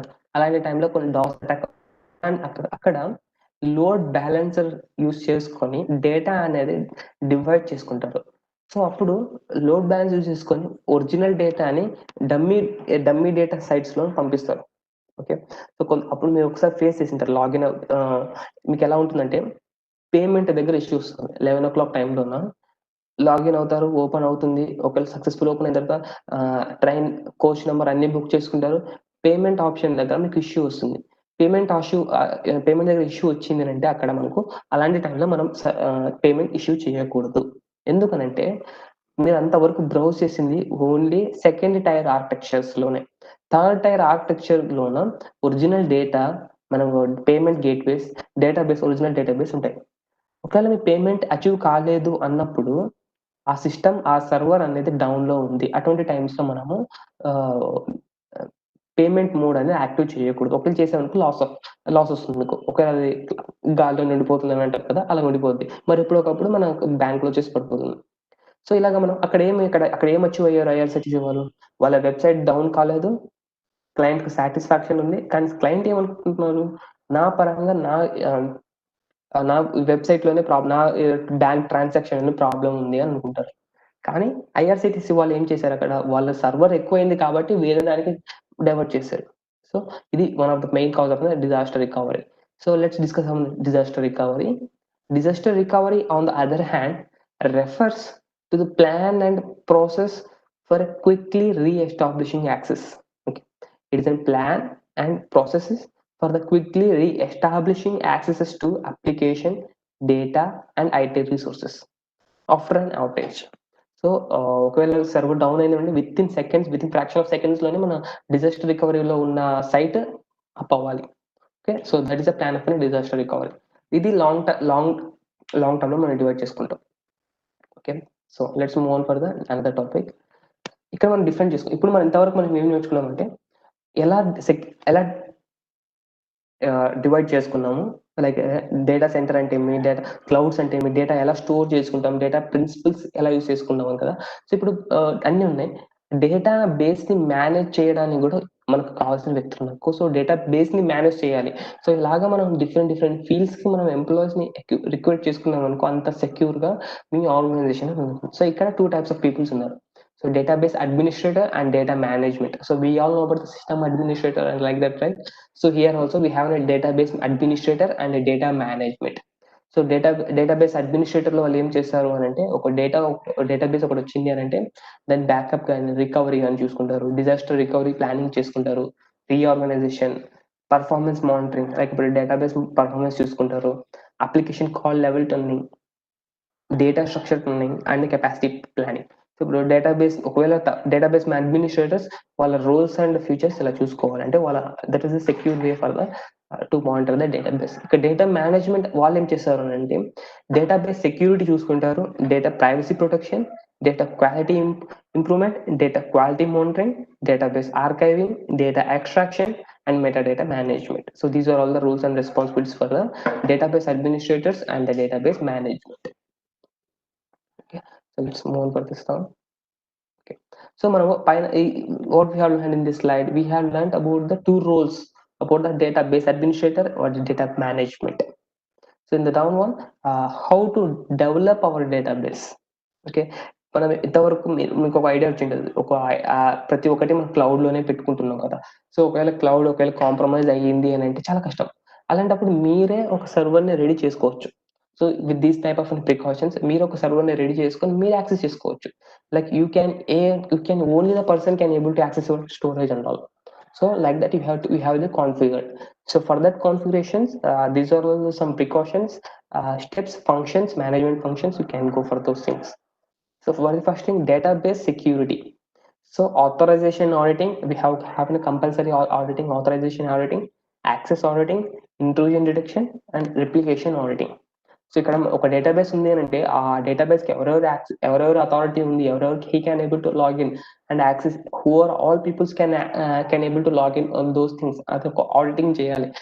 And intrusion detections, like database ఎంతవరకు సెక్యూర్ గా ఉంది, ఒకవేళ ఎవరైనా హ్యాకర్స్ హ్యాక్ చేశారంటే ఎంతవరకు లాస్ చేయగలము, లైక్ డిఫరెంట్ ఎక్స్ప్లాయిట్ ఎంత వరకు అవుతుంది. సో అలాంటి డిఫరెంట్ టెక్నిక్స్ మనం ఇంట్రూషన్ డిటెక్షన్ లో నేర్చుకోవచ్చు. And replication auditing, so database replications కూడా మనం ఇంపార్టెంట్ అనుకో. నెక్స్ట్ వచ్చేసి డేటా క్వాలిటీ. ఈ డేటా క్వాలిటీలో data profiling important, data quality assessment, data cleanliness and data quality filtering, data profile monitoring. So these are all the best steps to develop. So ఈ steps ఎందుకు చెప్తున్నామంటే ప్రతి data centres, పెద్ద data centres లో అయినా కానీ ఎక్కడైనా కానీ ఇవే ప్రిన్సిపల్స్ యూజ్ చేస్తున్నారు. యాజ్ పర్ రిక్వైర్మెంట్ మీరు ఒక ఓన్ డేటాబేస్, ఇప్పుడు ఒక ఎంప్లాయీస్ ఉన్నారు, 10 మంది ఎంప్లాయీస్ ఉన్నారు, ఒక ఆఫీస్ లో ఉన్నారు, మీ ఆఫీస్ ని మీరు ఎంత కేర్ఫుల్ గా తీసుకుంటారంటే అంత appreciations you can get it from your higher officials, right? So మీరు ఒక సపరేట్ డేటాబేస్ మెయింటైన్ చేయండి. డేటాబేస్ అంటే ఏం పెద్ద అవసరం లేదు, జస్ట్ ఒక సిపియూని కూడా డేటాబేస్ అని అనొచ్చు. ఏదైతే స్టోర్ చేసుకుంటున్నారో దాన్ని డేటాబేస్ అంటారు. ఒక సిపియూ తీసుకోండి, ఒక సిపియూలో డేటాబేస్ హార్డ్ డిస్క్ పెట్టండి, ఒక 1 TB హార్డ్ డిస్క్ పెట్టేసి దానికి ఒక్కటే మీ యాక్సెస్ ఉన్నట్లు ఒక డిజైన్ చేసుకోవచ్చు మీరు. సో దట్ మీరు డిజైన్ చేసుకొని ఈ టెక్నిక్స్ అని యూజ్ చేశారనుకో, no one can able to hack your database. Okay, అంటే మీ ల్యాప్టాప్స్ హ్యాక్ అయితే అవ్వచ్చు, కానీ మీ డేటాబేస్ అనేది హ్యాక్ కాదు కదా. ఓకే, సో అలాగా మీరు సెక్యూర్ చేసుకోవచ్చు. ప్రతి ఒక్కటి వేరే వాళ్ళ మీద డిపెండ్ కాకోకుండా మనం ఓన్ గా క్రియేట్ చేసుకోవచ్చు. Okay, by using by maintain these type of security parameters like data archiving, data extractions and metadata management. Okay, so let's move on for the next one. And now the best practices. Here come best practices for long-term data management. So long term data management లో మనం ఎటువంటి ఎలాగ మనం store చేసుకోవాలి. Previous slides we have been learned about the how to secure our self from an malware. From here how to secure our data for and long term management. Okay, so first point వచ్చి backup and restoring of an operating system. So మన operating system ఉంది, అది ఎప్పుడైనా కానీ backup అయి ఉండదు. మనకు inbuilt గానే విండోస్ 10 లో రికవరీ డ్రైవ్ అనే కొన్ని ఉంటాయి కదా, అందులో ఆటోమేటిక్ బ్యాకప్స్ చేసుకోవాలి. అది రికవరీ డ్రైవ్ వచ్చేసి మీ హాఫ్ డిస్క్ వెళ్ళిపోతుంది. 1 TB హార్డ్వేర్ 1 TB అని ఉంటే 500 GB ఒరిజినల్ కి వెళ్తుంది, ఒక 500 GB అలాగా అజంప్షన్స్ ఒక 500 GB అలాగా రికవరీ డ్రైవ్ అనేది వెళ్తుంది. ఓకే, సో అలాగా మెయింటైన్ చేయడం ఇంపార్టెంట్. ఒకవేళ మనకు ల్యాప్టాప్ అనేది కాంప్రమైజ్ అయ్యింది, హ్యాక్ అయిపోయింది, డిలీట్ అయిపోయింది అనుకుంటే ఆ రికవరీ డ్రైవ్ లో ఉన్న ఫొటోస్ అన్ని, రికవరీ డ్రైవ్ లో ఉన్న ఫైల్స్ అలానే ఉంటాయి. ఒకవేళ సిస్టమ్ ర్యాన్సమ్ వేర్ అటాక్ అయినా కూడా మొత్తం ఆపరేటింగ్ సిస్టమ్ మొత్తం రీఇన్స్టాల్ చేసినా కూడా మనకు రికవరీ డ్రైవ్ లో ఉన్న ఫొటోస్ ఫైల్స్ అన్ని సేఫ్ గా ఉంటాయి. సో ఎప్పటికప్పుడు మనం రికవరీ డ్రైవ్ లో మనం వేస్తూ ఉండాలి, temporary purpose. Long term data management, now you have developed your own database in your organization, in your company. So now this is the best practice. ఒక సెటప్ పెట్టి 1 TB CPU తీసుకొని పెట్టేసుకున్నాం మీ system లో, ఆ 1 TB ని కూడా మీకు backup పెట్టాలి. ఒకవేళ ఈ 1 TB కూడా వెళ్ళిపోయింది అంటే అప్పుడు ఏం చేస్తాం? సో అప్పుడు కూడా మనం ఇంకో సిస్టమ్ ని బ్యాకప్ తీసుకొని, సో ఇంకో 1 TB హార్డ్ డిస్క్ తీసుకొని అక్కడ కనెక్ట్ చేసుకోవాలి, బైపాస్ తీసుకోవాలి, డేటా స్టోర్ మొత్తం అక్కడ అవ్వాలి అని. So this is the best practice. So backup and restoring the versions of the data. Obviously, we have to restore our data and all. And BitLocker encryption, as I said earlier, the BitLocker encryption, how the importance for the hardware. So that's an importance for the BitLocker encryptions for every data. And next one, all the data should be encrypted. Okay, all the data should be encrypted means మనం data ప్రతి ఒక్క data అనేది encrypted వేలోనే ఉండాలి, so that that particular software particular person can able to decrypt for that one. మీరు చూసినట్టయితే WhatsApp లోన all chats have been encrypted by end to end అని సమ్ మెసేజ్ వస్తుంది, కొత్త వాళ్ళకి మెసేజ్ పెడుతుంది అక్కడ. సో దానికి అర్థం ఏమిటంటే నీ ఒక మెసేజ్ సెండ్ అయ్యింది అని అంటే నీ సిస్టమ్ లో సెండ్ అయిన మెసేజ్ అవతల ఉన్న పర్సన్స్ వాట్సాప్ లోనే అది అపియర్ అవుతుంది. మధ్యలో ఆ మెసేజ్ ని చూడాలి అనుకుంటే అది ఎన్క్రిప్టెడ్ వేలో ఉంటుంది, లైక్ గార్బేజ్ వాల్యూస్ లో ఉంటాయి అది. సో మనకు అర్థం కాదు, సో దాన్ని ఎన్క్రిప్షన్ అంటారు. సో అలాగా ఆ వాట్సాప్ వాడు ఆ ట్రాన్సాక్షన్స్ కోసం అలాగా ఎన్క్రిప్ట్ చేసుకున్నాడు. సో అలా కూడా మన ట్రాన్సాక్షన్స్ కూడా మనం ఎన్క్రిప్ట్ చేసుకోవాలి. లైక్ ఇప్పుడు మనకు ఒక చిన్న ఆర్గనైజేషన్ లోన మనం డేటా స్టోర్ చేసుకున్నట్లయితే మన డేటాని కూడా మనం ప్రతి ఒక్కటి ఎన్క్రిప్ట్ చేయాలి. సో నీకు ఎన్క్రిప్టర్స్ చాలా ఉంటాయి, ఆన్లైన్ ఎన్క్రిప్టర్స్ చాలా ఉంటాయి. లేదు అని అనుకుంటే మీరు ఒక ఎన్క్రిప్టర్ సాఫ్ట్వేర్ తీసుకొని మీరు ఆ ఫైల్ ని ఆ సాఫ్ట్వేర్ లో వేసి ఎన్క్రిప్ట్ చేశారనుకో, ఎన్క్రిప్ట్ చేసి మీరు సేవ్ చేయండి. సో దట్ డిక్రిప్టర్ అదే కీ ఉంటుంది. అలాగా మనం ప్రతి డేటాని ఎన్క్రిప్ట్ చేయాలి. Data destructions or wiping. సో ఇప్పుడు మనం డేటా స్టోరేజ్ గురించి తెలుసుకున్నాం. ఆఫ్టర్ ద డేటా స్టోరేజ్ మనము ఒకవేళ డేటా ఫుల్ అయిపోయింది అంటే మనం ఏం చేస్తాం, జస్ట్ డిలీట్ చేస్తాం కదా. So that is a big mistake. You are not going to delete any files in your laptops. Only operating system it is going to delete the files. మీరు delete చేసినా కూడా మా ల్యాప్టాప్ లో files అనేది అలానే ఉంటాయి. Yes, it is true. We can able to restore the deleted files from your laptop.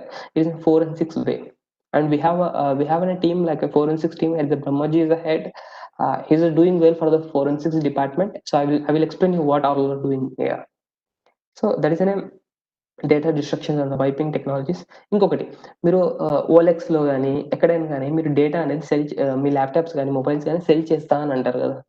So అప్పుడు cell చేసినప్పుడు ఒకవేళ హ్యాకర్ ప్రిటెండ్లీ మీ ఫైల్ మీరు ఉన్నారు, మీ దగ్గర చాలా ఇంపార్టెంట్ మ్యాటర్స్ ఉన్నాయి, మీ ఫోన్లో ఉన్నాయి, మీరు ఆ ఫోన్ ని అమ్మాలి అని అనుకుంటున్నారు. అమ్మాలి అన్నప్పుడు ఫోన్ ని మీరు ఏం చేస్తారు, ఫ్యాక్టరీ రీసెట్ కొట్టేసి ఓఎల్ఎక్స్ లో అప్లోడ్ చేస్తారు. సో హ్యాకర్ ఏం చేస్తారు, hacker wantedly he will buy your phone and then he will bring back your phone into old versions. Like he can able to get somewhat important file names, at least file names or some data he can extract back. Okay, that much of dangerous thing we can able to that. So మనము ఏదైనా ఒక phone కానీ ఏదైనా laptop కానీ అమ్మేటప్పుడు చాలా careful గా delete చేయాలి ఫైల్స్ ని. ఓకే, ఇంకోటి read and right permissions. As usual files ని షేర్ చేసేటప్పుడు ఎవరికి యాక్సెస్ చేయాలో వాళ్ళకి ఇవ్వాలి, ఎవరికి పడితే వాళ్ళకి ఇవ్వకూడదు. సో ఒకవేళ కావాలంటే టైం ఇంటర్వెల్స్ మేనేజ్మెంట్ చేసుకోవాలి. ఇంకొకటి విడిహెచ్ విత్ టోకెన్ అథెంటికేషన్. మనందరికి తెలుసు టోకెన్ అథెంటికేషన్. ప్రీవియస్లీ మనకు ఒక టోకెన్ అథెంటికేషన్ ఉండేది. మనకు ప్రెసెంట్ లాగిన్ అయ్యేటప్పుడు లాగిన్ ఐడి, పాస్వర్డ్, ఇంకోటి క్యాప్చా కోడ్ అనేది ఉండేది. అంటే ఇప్పుడు ప్రెసెంట్ మనం, ప్రీవియస్లీ ఎలా ఉండేదంటే ఒక ఆర్ఎస్ఏ కీ అనేది ఒక పెన్ డ్రైవ్ షేప్ లో ఉంటుంది. ఆ పెన్ డ్రైవ్ షేప్ లో 6 డిజిట్ 12 డిజిట్ ఓటీపీ నెంబర్ అనేది ఎవ్రీ 1 మినిట్ 30 సెకండ్స్ కల్లా జనరేట్ అవుతూ ఉంటుంది. అక్కడ లాగిన్ ఐడి, పాస్వర్డ్ కొట్టిన వెంటనే కింద ఆప్షన్ ఉంటుంది టోకెన్ ఐడి, టోకెన్ అథెంటికేషన్. అప్పుడు ఆ ఆర్ఎస్ఏ కీ మీద ఉన్న అథెంటికేషన్ మనం ఎంబెడ్ చేయాలి. By coming up RSA tokens దాన్ని కూడా క్రాక్ చేశారు, అది కూడా హ్యాక్ అయిపోయింది. సో అక్కడికప్పుడు మనము టోకెన్ అథెంటికేషన్ అనేది విడిచిపెట్టేసాం. దాని తర్వాత ఏం పెట్టామంటే మనం ఓన్లీ క్యాప్చా కోడ్ పెట్టేసినాం. Okay, captcha code is also can able to hack, can able to bypass, we can say it is unbypass. Okay, so అలాంటప్పుడు VDHS తీసుకోవాలి, అదే వర్చువల్ డెస్క్టాప్ ఎన్విరాన్మెంట్ ఇక్కడ. ఓకే, సో ఒక database ఉంది, ఆ database కు ఒక 10 మెంబర్స్ ఎంప్లాయీస్ ఉన్నారు. ఆ 10 మెంబర్స్ ఎంప్లాయీస్ ఆ డేటాబేస్ ని యాక్సెస్ చేయాలి అనుకున్నప్పుడు అందులోన ఎవరికైనా కానీ అట్లీస్ట్ ఒక్కరికి లేకపోతే ఇద్దరికి మాత్రమే యాక్సెస్ ఇవ్వాలి ఆ డేటాబేస్ కు. మిగిలిన 8 members, those peoples has to send the data to the 2 persons so that those 2 persons can able to upload in the database. So ఇలాగ మెయింటైన్ చేయాలి మనం. సో ఒకవేళ లేదు నేను ఫ్రీగా ఉన్నా నేను అప్లోడ్ చేస్తాను అని మాత్రం అలా చేయకూడదు. ఒకవేళ నీ సిస్టమ్ హ్యాక్ అయిందంటే మీ డేటాబేస్ కాంప్రమైజ్ అవుతుంది కదా. So that type of dangerous activities will be there. So we have to use a VDH, virtual desktop environment, with a token authentication. And then as usual, system auditing. So system auditing కూడా మనకి important. So ఇంతవరకు మనం ఏమేమి నేర్చుకున్నాం అంటే devices database గురించి నేర్చుకున్నాం, database hardening గురించి, database principles, database techniques and all. So ఇప్పుడు మనం మొబైల్స్ గురించి కూడా నేర్చుకున్నాం. This is the most important now what we're. Okay, Windows operating systems కన్నా మన మొబైల్ ఆపరేటింగ్ సిస్టమ్ హ్యాక్ అవ్వడం చాలా ఈజీ. లినక్స్ ఎన్విరాన్మెంట్ మనది మొబైల్ సిస్టమ్స్ వచ్చేసి. Okay, like I'm saying means Android users, not only iOS or not only BlackBerry ones. So Android ఎవరైతే use చేస్తున్నారో వాళ్ళకి చెప్తున్నాను. సో అలాంటి వాళ్ళకు, అలాంటి యూజర్స్ వాళ్ళకు ఈజీగా మీ మొబైల్ అనేది హ్యాక్ అవుతుంది. ఓకే. సో అలాంటి హ్యాక్ అవ్వకుండా ఉండాలి అని అంటే మనకి ఏదైతే బెస్ట్ ప్రాక్టీసెస్ ఎలా ఉండాలి అంటే ఇప్పుడు చెప్తాం. Update the operating systems to the latest version. మీ మొబైల్లో వెళ్ళి సెట్టింగ్స్లో వెళ్ళి అప్డేట్ ద ఆపరేటింగ్ సిస్టమ్ ఉంటుంది కదా, సో ఎప్పటికప్పుడు మనం అప్డేట్లోనే ఉండాలి. Do not jailbreak or root the devices. Root వచ్చేసి మనం మొబైల్స్ రూట్ చేస్తుంటాం అప్పుడప్పుడు. సో ఎందుకు రూట్ చేస్తున్నాం అంటే డిఫరెంట్ ఆపరేటింగ్ సిస్టమ్స్ వేయాలని. ఇప్పుడు ఆండ్రాయిడ్ ఫోన్ నేను కొన్నా, ఆండ్రాయిడ్ ఫోన్లో ఆండ్రాయిడ్ వేయాలి. లేదు నేను ఐఫోన్ ఆపరేటింగ్ సిస్టమ్ వేసుకుంటా అన్నప్పుడు ఆ మొబైల్ని రూట్ చేయాలి. రూట్ చేస్తేనే యాపిల్ ఆపరేటింగ్ సిస్టమ్ ఈ ఆండ్రాయిడ్ ఫోన్లో వస్తుంది. సో దానికి రూట్ కాజ్ వచ్చేసి జైల్ బ్రేక్ అంటారు. Jailbreak in Android iPhone, root in Android. So అలా చేసినా కూడా మన సిస్టమ్ అనేది మన మొబైల్ అనేది హ్యాక్ అవుతుంది. As usual, do not install applications from a third party app store. Third party applications నుంచి మనం ఇన్స్టాల్ చేయకూడదు. ఇప్పుడు ఏమవుతుందంటే చిన్నపిల్లలు ఫోన్ తీసుకుంటున్నారు, వాళ్ళకి ఇష్టం వచ్చినట్లు గేమ్స్ ఆడుతున్నారు, నెట్ ఆన్ చేసుకొని ఉంటుంది. మరి పక్కన యాడ్స్ వస్తుంటే యాడ్ మీద క్లిక్ చేస్తారు వాళ్ళు, అది ఎక్కడెక్కడికో తీసుకెళ్తుంది, మరి వాళ్ళకి ఏం రాదని అన్ని తీసేసి మరి గేమ్కి వస్తారు. అది వాళ్ళు చేస్తారు అలాగా. సో మనకేం తెలుసు, మనకు ఒకవేళ యాడ్ వస్తే, ఏదైనా యాడ్ వస్తే కట్ చేయడమో కానీ యాడ్ క్లిక్ చేయకుండా ఉండడం అని మనకు తెలుసు. కానీ పిల్లలకి ఎలా తెలుసు? పిల్లలు గేమ్ ఆడాలనే ఉంటుంది కదా. సో అలాంటప్పుడు మనకు ఇంటర్నెట్ ఆఫ్ చేసి పిల్లలకి ఎప్పుడైనా ఇవ్వాలి. లేకపోతే ఇంకా బెస్ట్ ప్రాక్టీస్ ఏమనంటే ఏరోప్లేన్ మోడ్లో ఇచ్చేసేయండి వాళ్ళకు. ఓకే. ఇంకా లేదు అని అనుకుంటే వాళ్ళకు ఇంక ఏరోప్లేన్ మోడ్ వద్దు, నెట్ కావాలి అనుకున్నప్పుడు పర్టికులర్ ప్లే స్టోర్‌కి పర్టికులర్ బ్రౌజర్‌కి, క్రోమ్‌కి మీరు ఇంటర్నెట్ అనేది ఆఫ్ చేయాలి. సో కొన్ని డివైజెస్‌కి ఉన్నాయి. మొబైల్ డివైజెస్‌కు restrict the internet access for this applications అని. సో అక్కడ మనం సెలెక్ట్ చేసుకున్నాం అనుకో somewhat our secure. Okay. So like that మనం అలా చేయాలి. Third party app stores and enable device encryption. చెప్పాం కదా ఎన్క్రిప్షన్ ఎప్పుడు ఉండాలని. సో ఈ ఎన్క్రిప్షన్ ఎలా యూజ్ చేయాలి అంటే మనము యూఎస్బి డెవలపర్ ఆప్షన్స్ ఒకటి ఉంటుంది. డెవలపర్ ఆప్షన్స్ లోనే ఇక్కడ ఎన్క్రిప్షన్స్ అనే టెక్నిక్ ఉంటుంది. అక్కడ ఎనేబుల్ చేయాలి మనం.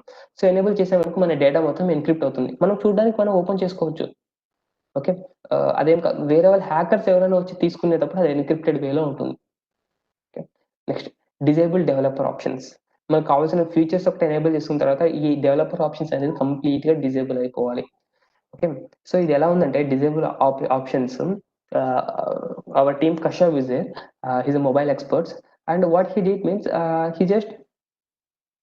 he enabled some developer options in his mobile and then he just started his hacking.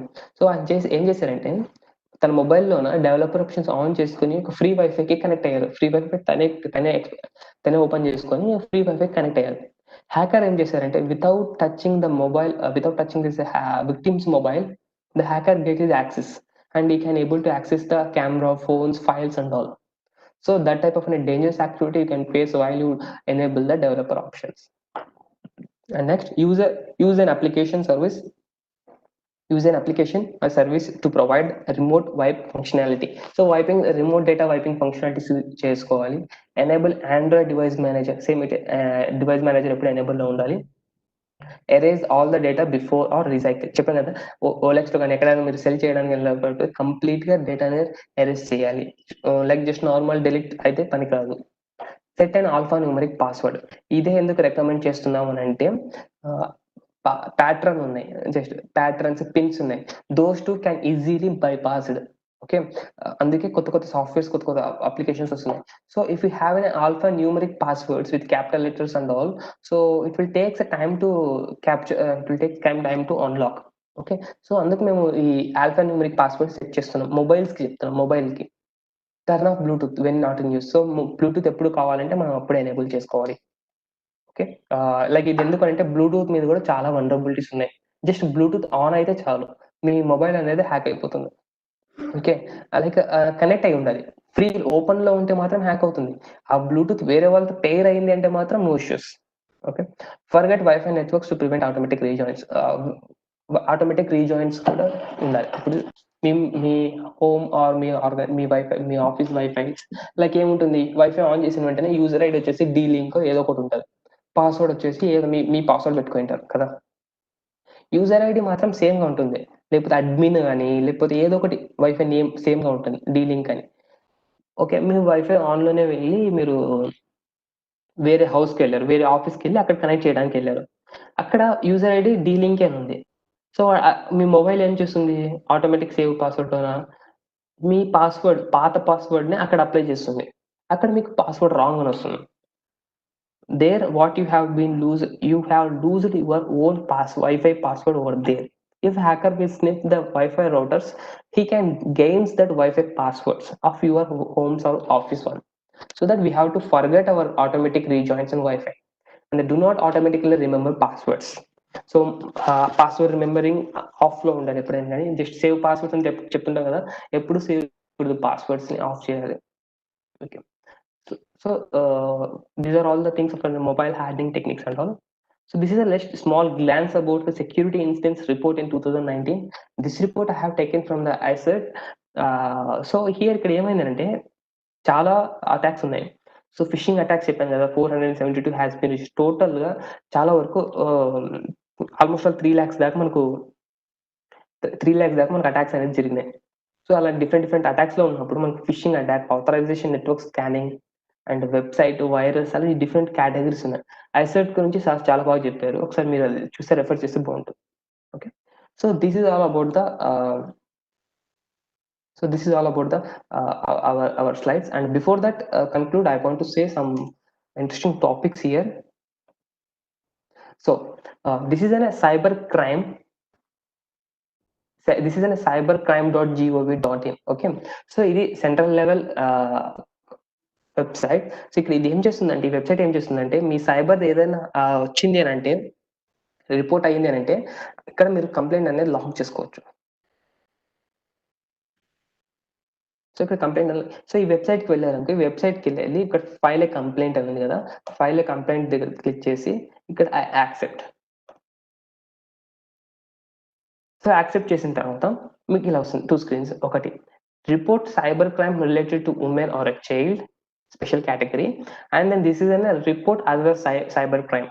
So మీకు ఎటువంటి సైబర్ క్రైమ్ మీరు ఫేస్ చేసినా, లేకపోతే మీకు ఒకవేళ పొరపాటున డౌట్ వచ్చినా కూడా మీరు ఇక్కడ మీరు కంప్లైంట్ రిజిస్టర్ చేసుకోవచ్చు.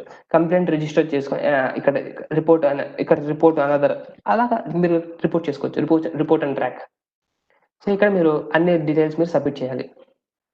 ఓకే. సో ఇలాగ మీరు చేశారంటే మీకు డేటా అనేది వీళ్ళు స్టోర్ అవుతుంది ఎప్పటికప్పుడు. ఈ cyber crime national ministry of home affairs వాళ్ళు సైబర్ క్రైమ్స్ ని అట్ ఏ టైమ్స్ లో త్వరగా సాల్వ్ చేస్తారు. ఓకే. మీకు ఎటువంటి ఇష్యూస్ ఉన్నా కూడా ఇక్కడ మీరు సెంట్రల్ లెవెల్స్ లో మీరు అప్రోచ్ అవ్వగలరు డైరెక్ట్ గా.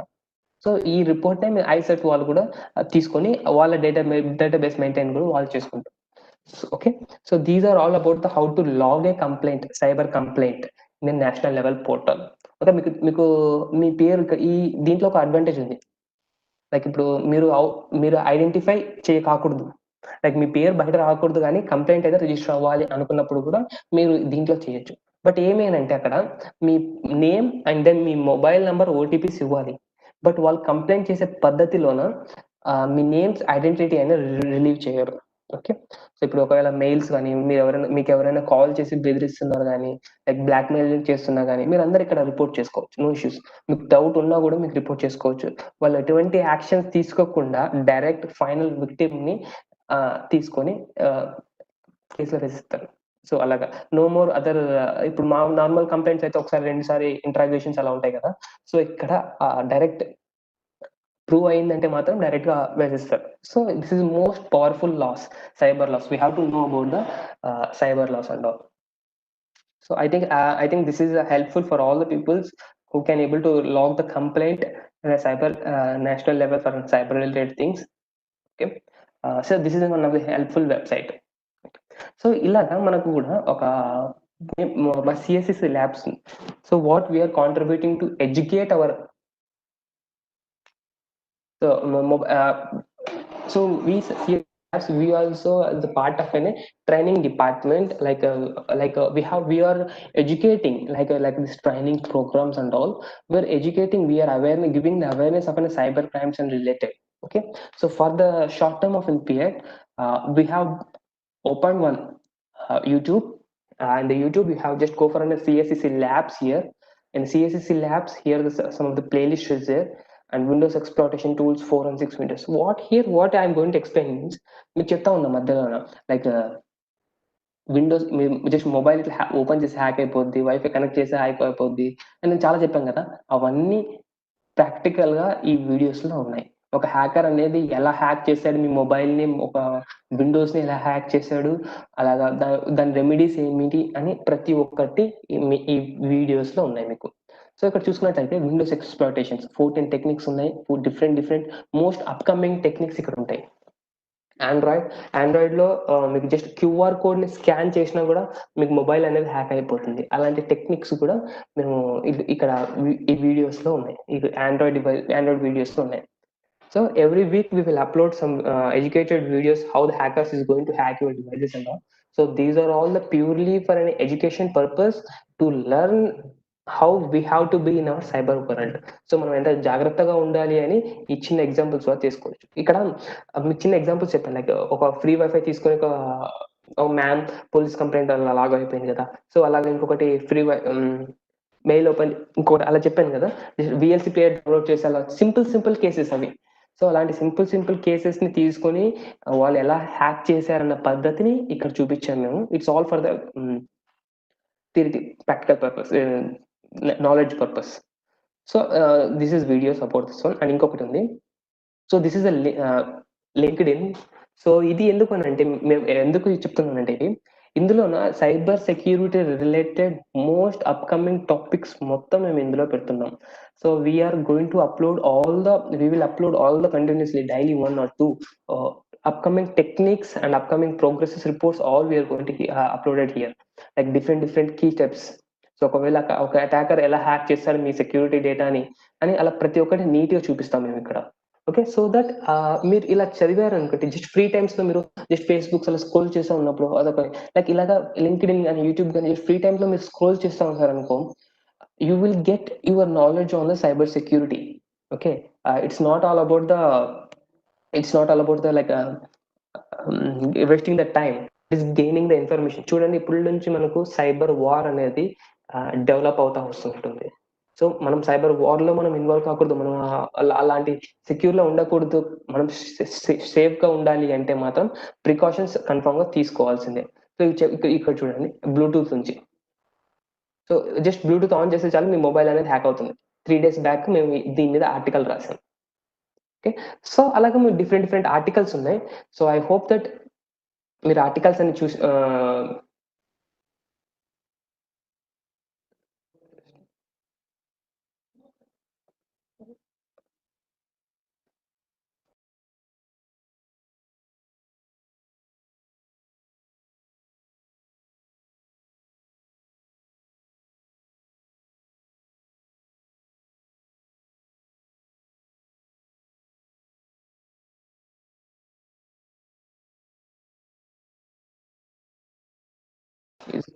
so that like that we have to be secure from our end. So these are all some security parameters what we have to take up for those things. And I need to thank for the APHRDA for giving this wonderful opportunity to share the knowledge and all. It's a very pleasant environment to share all the details, also share the knowledgeable details with all the guys. And I hope all to be as in a cyber warriors, not to be in a cyber related things. And please follow over the cyber rules, so that ఎందుకు చెప్తున్నానంటే next వచ్చే కాలం ఎలా ఉంటుందంటే మొత్తం wars మీద related అయి ఉంటుంది.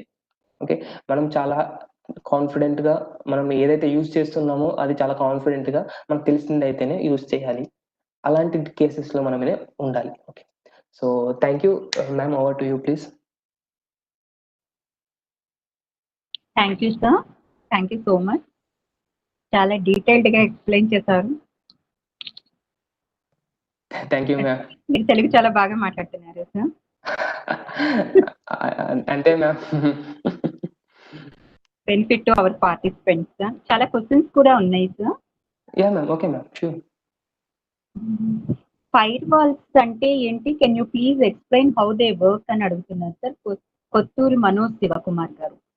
Hi Manoj గారు. సో ఇక్కడ ఫైర్ వాల్స్ అనేది వచ్చేసి అదొక సెక్యూరిటీ పారామీటర్స్ లో మెయిన్ రోల్ పాటిస్తుంది. సో అక్కడ ఫైర్ వాల్స్ అనేది మనము మొబైల్స్ ఇంతవరకు మనం ఏం చెప్పాము, లైక్ డేటా సెక్యూర్ ఉంచుకోవాలి అనుకున్నాము, కానీ మాల్వేర్స్ వస్తే అని అనుకున్నాం. కానీ మాల్వేర్స్ రాకోకుండా ఆర్గనైజేషన్స్ లో ఫైర్ వాల్స్ పెట్టి ఐడిఎస్ ఐపీఎస్ పెట్టి బ్లాక్ చేసేస్తారు. సో ఫైర్ వాల్ ఏం చేస్తుందంటే స్టార్టింగ్ లో ఉంటుంది, అది ప్రతి ఒక్క మాల్వేర్ ని, ప్రతి ఒక్క ట్రాఫిక్ ని, ప్రతి ఒక్క నెట్ ప్యాకెట్స్ ని స్నిఫ్ చేస్తుంది. ఇది మాల్వేరా కాదా అని చూసి, ఒకవేళ కాదు అని అంటేనే లోపల ఆర్గనైజేషన్ లోకి పంపిస్తుంది. లైక్ ఎలా అంటే మీరు ఒకటి www.google.com అని టైప్ చేశారు, ప్యాకెట్ బయటకు వెళ్ళింది, మరి లోపలికి రావాలి అన్నప్పుడు ఫైర్ వాల్ మీద నుంచే రావాలి అది. సో ఫైర్ వాల్ స్నిఫ్ చేస్తుంది, ఈ ప్యాకెట్ వచ్చేసి google.com అని ఉంది, సో ఇది మంచిగా కాదా అని రూల్స్ చెక్ చేసుకుంటాం. మనం ఫైర్ వాల్స్ లో రూల్స్ రాస్తాం, white list and black list. ఆ రూల్స్ లో మనం ఇది google.com గుడ్ అని పెడితే ఫైర్ వాల్ అనేది అలౌ చేస్తుంది. ఫైర్ వాల్ లో మనం www.google.com ఇది బ్యాడ్ అని పెట్టేసినాం అనుకో, ఫైర్ వాల్ అనేది బ్లాక్ చేస్తుంది.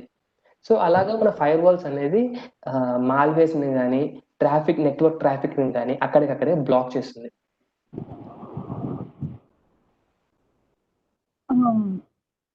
నేను ఒక క్వశ్చన్ అడగాలనుకుంటున్నాను సార్. ఇప్పుడు ఆన్లైన్ క్లాసెస్ అన్న కాంటెక్స్ట్ లో ఇక్కడ టీచర్స్ లెక్చరర్స్ కూడా చాలా మంది ఉన్నారు. మీరు అన్నట్టుగా పిల్లలు ఏది కనిపిస్తే ఆపి నొక్కేస్తారు, అంటే అప్ టు 10th వరకు వాళ్ళకి పెద్ద అవేర్నెస్ ఉండకపోవచ్చు.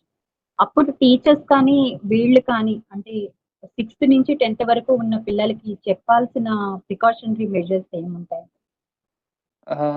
పిల్లలకు చెప్పాల్సిన అంటే క్లాస్ కి ముందరే ఒక 10 minutes అన్న అవేర్నెస్ ప్రోగ్రామ్. ఎస్ మ్యామ్, కంపల్సరీగా ఇప్పుడు ఏం చేయాలంటే మన ఎడ్యుకేషన్ సిస్టమ్ లో సైబర్ సెక్యూరిటీ అనే టాపిక్ కన్ఫర్మ్ గా తీసుకురావాలి, అవేర్నెస్ ఉండాలి. సో ఇంతవరకు వేరే చదువులు చదువుకున్నాం, ఇప్పటి నుంచి ఇంకో వేరే చదువులు అవుతుంది. మనకు 10th ఇంటర్ ఇంజనీరింగ్ తనక సైబర్ సెక్యూరిటీ అనే టెర్మినాలజీ ఎక్కడ రాలేదు మనకు. ఆఫ్టర్ పోస్ట్ గ్రాడ్యుయేషన్స్ లోనే మనకు తెలిసిన సైబర్ సెక్యూరిటీ గురించి ఎంత ఇంపార్టెన్స్ ఉందో అని. సో అలాంటి అవేర్నెస్ కావాలి అంటే ప్రతి స్కూల్ ఇలాంటి అవేర్నెస్ ట్రైనింగ్ ప్రోగ్రామ్స్ ని అటెండ్ అవ్వాలి. పిల్లలకి లెక్చరర్స్ చెప్పాలి, ఇలా చేయకూడదు, ఇలా చెప్పాలి, ఇలా చేయాలి అని. సో పేరెంట్స్ ని కూడా మనం ఎడ్యుకేట్ చేయాలి, వీళ్ళకి ఇలా చేయాలి. మన మొబైల్ హార్డింగ్ టెక్నిక్స్ చెప్పాను కదండి మీకు, ఎరోప్లేన్ మోడ్ లో చేసి ఇవ్వాలి, పెట్టి ఇవ్వాలి అని. ప్లే స్టోర్స్ కి నెట్ ఆఫ్ చేయాలి. మెయిన్లీగా పిల్లలు వాడుతున్నారు అని అంటే, ఒకవేళ గేమ్ ఆడుతున్నారు, వాడు క్లిక్ చేస్తాడు ఏదో ఒకటి, అదేదో అప్లికేషన్ డౌన్లోడ్ అవుతుంది ప్లే స్టోర్ నుంచి, అప్పుడు మనం ప్లే స్టోర్ లో యాప్ ని నెట్ ని బ్లాక్ చేయాలి. లేదు పిల్లడు నెట్ బ్రౌజర్ కనెక్ట్ అవుతుందంటే మనం బ్రౌజర్ కి నెట్ ఆఫ్ చేయాలి. ఓకే, సో అలాగే మనం ప్రికాషన్స్ తీసుకోవాలి పిల్లలకి ఇచ్చేటప్పుడు. అలానే ఇప్పుడు 10th అయిపోయిన పిల్లలకే, అంటే 10th కంప్లీట్ అవుతూనే చాలా మంది పేరెంట్స్ సోషల్ మీడియాకి పిల్లలు అంటే చాలా వరకు ఎడిక్ట్ కూడా అయిపోతున్నారు. చాలా వరకు పర్మిషన్ కూడా ఇస్తున్నారు, అంటే ఫేస్బుక్ కానీ ఇన్స్టాగ్రామ్ కానీ ఏవి తీసుకున్నా వాళ్ళకి ఫ్రీగా వదిలేస్తున్నారు సార్. వాటిని అవేర్నెస్ అంటే స్కూల్ లెవెల్లో కూడా. Yes, ma'am. School level confirm education training and awareness. This is the most important thing at this environment. పిల్లలకి ఏమవుతుందంటే, చిన్న పిల్లలు ma'am 4-5 years 4th class 5th class వాళ్ళు తీసుకొని పబ్జి గేమ్ ఆడడం. So these are all the illegal activities. So traffic police వాళ్ళు ఒక చక్కటి రూల్ పెట్టారు, బిలో 18 years ఎవరైనా బైక్ నడుపుతూ మాకు పట్టుపడ్డారంటే వాళ్ళ పేరెంట్స్ ని లైక్ శిక్షిస్తామని. సో అలాంటి సైబర్ లాస్ ని కూడా మనం తీసుకురావాలి. ఇక్కడ ఇంకొక క్వశ్చన్ అడుగుతున్నారు సార్, అంటే ఇప్పుడు ఆన్లైన్ క్లాసెస్ జరిగేటప్పుడు సడన్ గా చాలా పాపప్స్ వచ్చేస్తాయి. Yes ma'am. వాటిని ఎలా ప్రివెంట్ చేయాలి అని అడుగుతున్నారు. మ్యామ్ అవి ప్రివెంట్ కాలేము మ్యామ్, అవి ప్రివెంట్ చేయలేము. ఎందుకంటే మీ బ్రౌజింగ్ టెక్నిక్స్ ద్వారా మీరు ఏదైతే ఆ మొబైల్ బ్రౌజ్ చేసింటారో అవే పాపప్స్ మీకు వస్తాయి. సో అక్కడ ఏమవుతుందంటే, మీరు గూగుల్లోన మీరు బ్రౌజ్ చేసింటారనుకో, అదే పాపప్స్ మీకు గూగుల్ వాళ్ళు ఏం చేస్తారంటే డేటాని సెల్ చేస్తారు. మీరు ఏదైతే బ్రౌజ్ చేస్తారో ఆ డేటాని పర్స్పెక్టివ్ కంపెనీస్ కి సెల్ చేస్తారు. అలా చేసిన వాళ్ళు, ఇప్పుడు మీరు ప్లాట్ఫామ్ ఉంటుంది ఒకటి, మన సిస్కో వెబ్ఎక్స్ ఉంది, ఇక్కడ మనకు ఎటువంటి యాడ్స్ కానీ పాపప్స్ కానీ రావు. అదే థర్డ్ పార్టీస్ ఉన్నాయి, లైక్ ఇప్పుడు జూమ్ కానీ, లైక్ ఏదో డిఫరెంట్ ఉన్నాయి, చాలా వచ్చేసినాయి. వాటిల్లో ఏమవుతుందంటే పాపప్ అవుతుంది. సో మనం ఏం చేయాలి, మన ప్రికాషన్స్ ఏమి అంటే ఇలాంటి చిన్న యాప్స్ ని చిన్న కాదు, ఇలాంటి అడ్వర్టైజ్మెంట్ ఇచ్చే యాప్స్ ని కంప్లీట్ గా బ్యాన్ చేసి అడ్వర్టైజ్మెంట్ లెస్ అప్లికేషన్స్ ప్లాట్ఫామ్స్ ని మనం తీసుకురావాలి. Chakrapani sir, any doubts from group 1 officers అండి?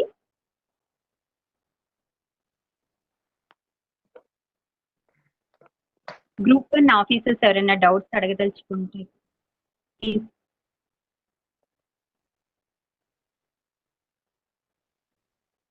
చక్రపాణి సార్.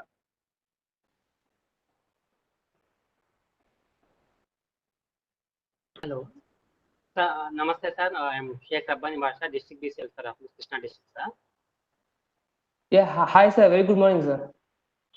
సార్ ల్యాప్టాప్ లో స్క్రోల్ అవుతుంది సార్, అంటే మనము ఏదైనా పాస్వర్డ్ ఎంటర్ చేయడానికి కానీ వర్డ్ డాక్యుమెంట్ కానీ ఎంటర్ చేయడానికి ట్రై చేస్తుంటే ఇది కిందకి స్క్రోల్ అవుతుంది, అది ఒక kind of virus sir? No sir, me system storage చూసుకోండి సార్. ఫస్ట్ సిస్టమ్ స్టోరేజ్ అయినా కూడా, లేకపోతే రీడర్ ప్రాబ్లం. మీరు ఒక డాక్యుమెంట్ ఓపెన్ చేస్తున్నారంటే మోడ్ ఆఫ్ ఉంటుంది, లైక్ ఇప్పుడు పీడిఎఫ్ అడోబ్ రీడర్ అయినా కానీ, లేకపోతే క్రోమ్ లో ఓపెన్ చేసుకోవచ్చు, ఫైర్ ఫాక్స్ లో ఓపెన్ చేసుకోవచ్చు. సో అలాగ మనం జడ్జ్ చేయలేము ఇది వైరసా కాదా అని. సో వైరసా కాదా అని జడ్జ్ చేయాలి అని అంటే కంప్లీట్ ఇన్ డెప్త్ అనాలిసిస్ చేయాలి. లైక్ ఇప్పుడు టాస్క్ మేనేజర్కి వెళ్ళారనుకో, టాస్క్ మేనేజర్కి ఎలా వెళ్ళాలో తెలుసండి? టాస్క్ మేనేజర్ లోకి వెళ్ళేసారనుకో, అక్కడ మనకు రన్నింగ్ అయ్యే అప్లికేషన్స్ ఉంటాయి, నేమ్స్ ఉంటాయి. సో అక్కడ మనకు అన్వాంటెడ్ అప్లికేషన్ ఏదైనా కనిపించింది, హార్మ్ఫుల్ అప్లికేషన్ ఏదైనా అనిపించింది అనుకుంటే మీరు అక్కడక్కడ అప్లికేషన్ బ్లాక్ చేయొచ్చు. అంతేగాని మనం అది పీడిఎఫ్ అలాగా అవుతుంది అని మాత్రం మనం అది చెప్పలేము, అది చేయదు కూడా అలాగా. అది పీడిఎఫ్ కాకుండా అన్ని రకాల ఫైల్స్ సార్, ఎక్సెల్ కానీ వర్డ్ డాక్యుమెంట్ కానీ అలాంటివన్నీ స్క్రోల్ అవుతుంది సార్. విండోస్ లో ఓపెన్ చేసే ఫైల్ మేనేజర్ కూడా అలా స్క్రోల్ అవుతుంది సార్. అది అలా చెప్పలేము సార్, అది అలా అవి బిహేవియర్ బట్టి సార్. అది సార్ అనాలిసిస్ చేయాలి. కానీ మీరు ఎటువంటి యాంటీవైరస్ యూజ్ చేస్తున్నారు సార్? వైరస్ యాంటీవైరస్ యూజ్ చేస్తున్నాను సార్. అప్గ్రేడ్ అవ్వండి సార్. అట్లాంటి ఫ్రీ వర్షన్ సార్, లేకపోతే trial version sir? Sir first trial versions application సాఫ్ట్వేర్లు అన్ని తీసేయండి సార్. మీరు థర్డ్ పార్టీ అప్లికేషన్స్ మొత్తం తీసేయండి, ఫ్రీ ట్రయల్స్ మొత్తం తీసేయండి. మీరు విండోస్ 10 యూజ్ చేస్తున్నారు అని అంటే that is enough, no need to buy any antivirus and all. మీరు విండోస్ 7 కానీ అట్లా బిలో వర్షన్స్ యూజ్ చేస్తున్నారు అని అంటే మాత్రం మీరు కన్ఫామ్ గా పెయిడ్ యాంటీవైరసెస్ తీసుకోండి. Strongly recommended sir. ఇలాంటి ఫ్రీ ట్రయల్స్ మాత్రం ఎప్పటికీ వాడకండి sir. Okay sir, thank you sir. Thank you sir. ఇంకొక question, how the password saved in our Chrome app for auto filling can be tampered by others? అంటే ఇప్పుడు మనం chrome లో save చేసిన తర్వాత వేరే వాళ్ళు హ్యాక్ ఎలా చేస్తారని మేడం అర్థం? Okay sir. సో ఇప్పుడు సార్ మీరు ఏం చేస్తారంటే గూగుల్ క్రోమ్ ఉంది కదా, క్రోమ్ లో మీరు పాస్వర్డ్స్ అన్ని స్టోర్ చేసుకుంటారు. సో మీరు ఇందాక చెప్పిన ప్రకారంగా క్రోమ్ లోన ఎటువంటి డేటా స్టోర్ అవుతాయి? కుకీస్ అనేది ఒకటి ఉంటాయి, కెషే అనేది ఒకటి ఉంటాయి, సేవ్ లాగిన్స్ అనే ఫైల్స్ ఉంటాయి. So files can't read by a human. Okay, those files can be able to read only with in Google chrome. Okay sir, మీరు అలా సేవ్ చేసుకున్నారు అంటే, మీ పాస్వర్డ్ సేవ్ చేశారు అంటే that is not storing in your browser, that passwords are stored in your laptop. Path చెప్పాలి అని అంటే మీ సి డ్రైవ్ లోన ప్రోగ్రామ్ ఫైల్స్ లో క్రోమ్ అనే ఫోల్డర్ లోన అందులోనే డిఫరెంట్ లోన ఒకటి ఉంటుంది, పాత్ ఉంటాయి. ఆ పాత్ లోనే మీ సేవ్డ్ పాస్వర్డ్ డీటెయిల్స్ అనేది ఒక టెక్స్ట్ ఫైల్లో కానీ ఒక ఫార్మేట్ ఉంటుంది, సపరేట్ ఫార్మేట్. ఆ ఫార్మేట్ లో స్టోర్ అయి ఉంటుంది. ఇప్పుడు హ్యాకర్ మీ సిస్టమ్ హ్యాక్ చేసేటంటే ఆ ఫైల్ ఒక్కటే తీసుకుంటాడు. ఆ ఫైల్ ఒక 2 KBని ఎంత ఒకటి ఉంటుంది, 1 KB ఎంత ఉంటుంది. ఆ ఫైల్ ని తీసుకెళ్ళి తన సిస్టమ్ లో పెట్టుకున్నారు అని అంటే తనకు లాగిన్ అయిపోతారు. బట్ హ్యాపీ న్యూస్ ఏమనంటే ఎట్ ప్రెసెంట్ ఒక 6 months 8 months నుంచి we didn't have any reported that type of an activity. The Google Chrome or else Mozilla, some any other third party, they have been encrypted that file so that no file can able to open like that. మీరు పాత versions ఉంటేనే అలాంటి hack అయితే గురి అవుతారు. So అందుకే update చేసుకోవాలి chromes అన్ని. చక్రపాణి సార్. చెప్పండి. ఒకటి a lot of the usage of the computer, తర్వాత స్మార్ట్ ఫోన్ కానీ కొంత పేరెంటల్ గైడెన్స్ కూడా అవసరం. టీచర్స్ వారు కూడా చెప్పడం అవసరం. రెండవది, మనం చేస్తున్న అనేక ప్రక్రియల్లో ప్రయత్నాల్లో there is a distinct use of this smartphone, and I see that in the future its use is going to be more and more. In fact, I've just today seen that there is a smart chip which can be inserted into your body. ఆ బాడీలో insert చేసిన తర్వాత మీ శరీరంలో ఉన్న glucose levels అవి కూడా బాగా continuous గా మానిటర్ చేయవచ్చు. అటువంటి చిప్స్ యొక్క ఉపయోగం for various other ailments including your blood pressure, your heart pressure, heart beat, lungs యొక్క ఎఫికసీ, ఇవన్నీ కూడా probably a chip will come in the next maybe 5 to 10 years which can comprehensively record all these. అందువల్ల ఈ interface between internet, IoT and some of these health we కొంత జాగ్రత్తగా incorporate చేయవలసిన అవసరం. Similarly మనిషి యొక్క ఎథికల్ బిహేవియర్ ని కూడా కొంత చిప్స్ ద్వారా చేయొచ్చేమో అని అనిపిస్తుంది నాకు over a period of time. It's possible. Of course it is whether that monitoring is ethical or not తెలీదు. Whether governments will misuse that, certainly they are already doing it by going into the Google history of an individual. తర్వాత American presidential elections లో కానీ మిగిలిన countries యొక్క elections లో కానీ including our own electoral process, I think there are more and more questions అన్నమాట. కాబట్టి ఇటువంటి ఈ ఐటీ ఎనేబుల్డ్ టెక్నాలజీస్ ని బియాండ్ అ పాయింట్ ఉపయోగించడం, దానికి కౌంటర్ మెజర్స్ గా ఈ సెక్యూరిటీ ఫీచర్స్ ని స్టడీ చేయడం, ఇవన్నీ కూడా I think it's going to occupy more and more of our space. నిన్న మీరు వోల్ఫ్గాంగ్ డ్రెస్లర్ ప్రెజెంటేషన్ చూసారు. ఈ smart city going to B a good development or a bad development.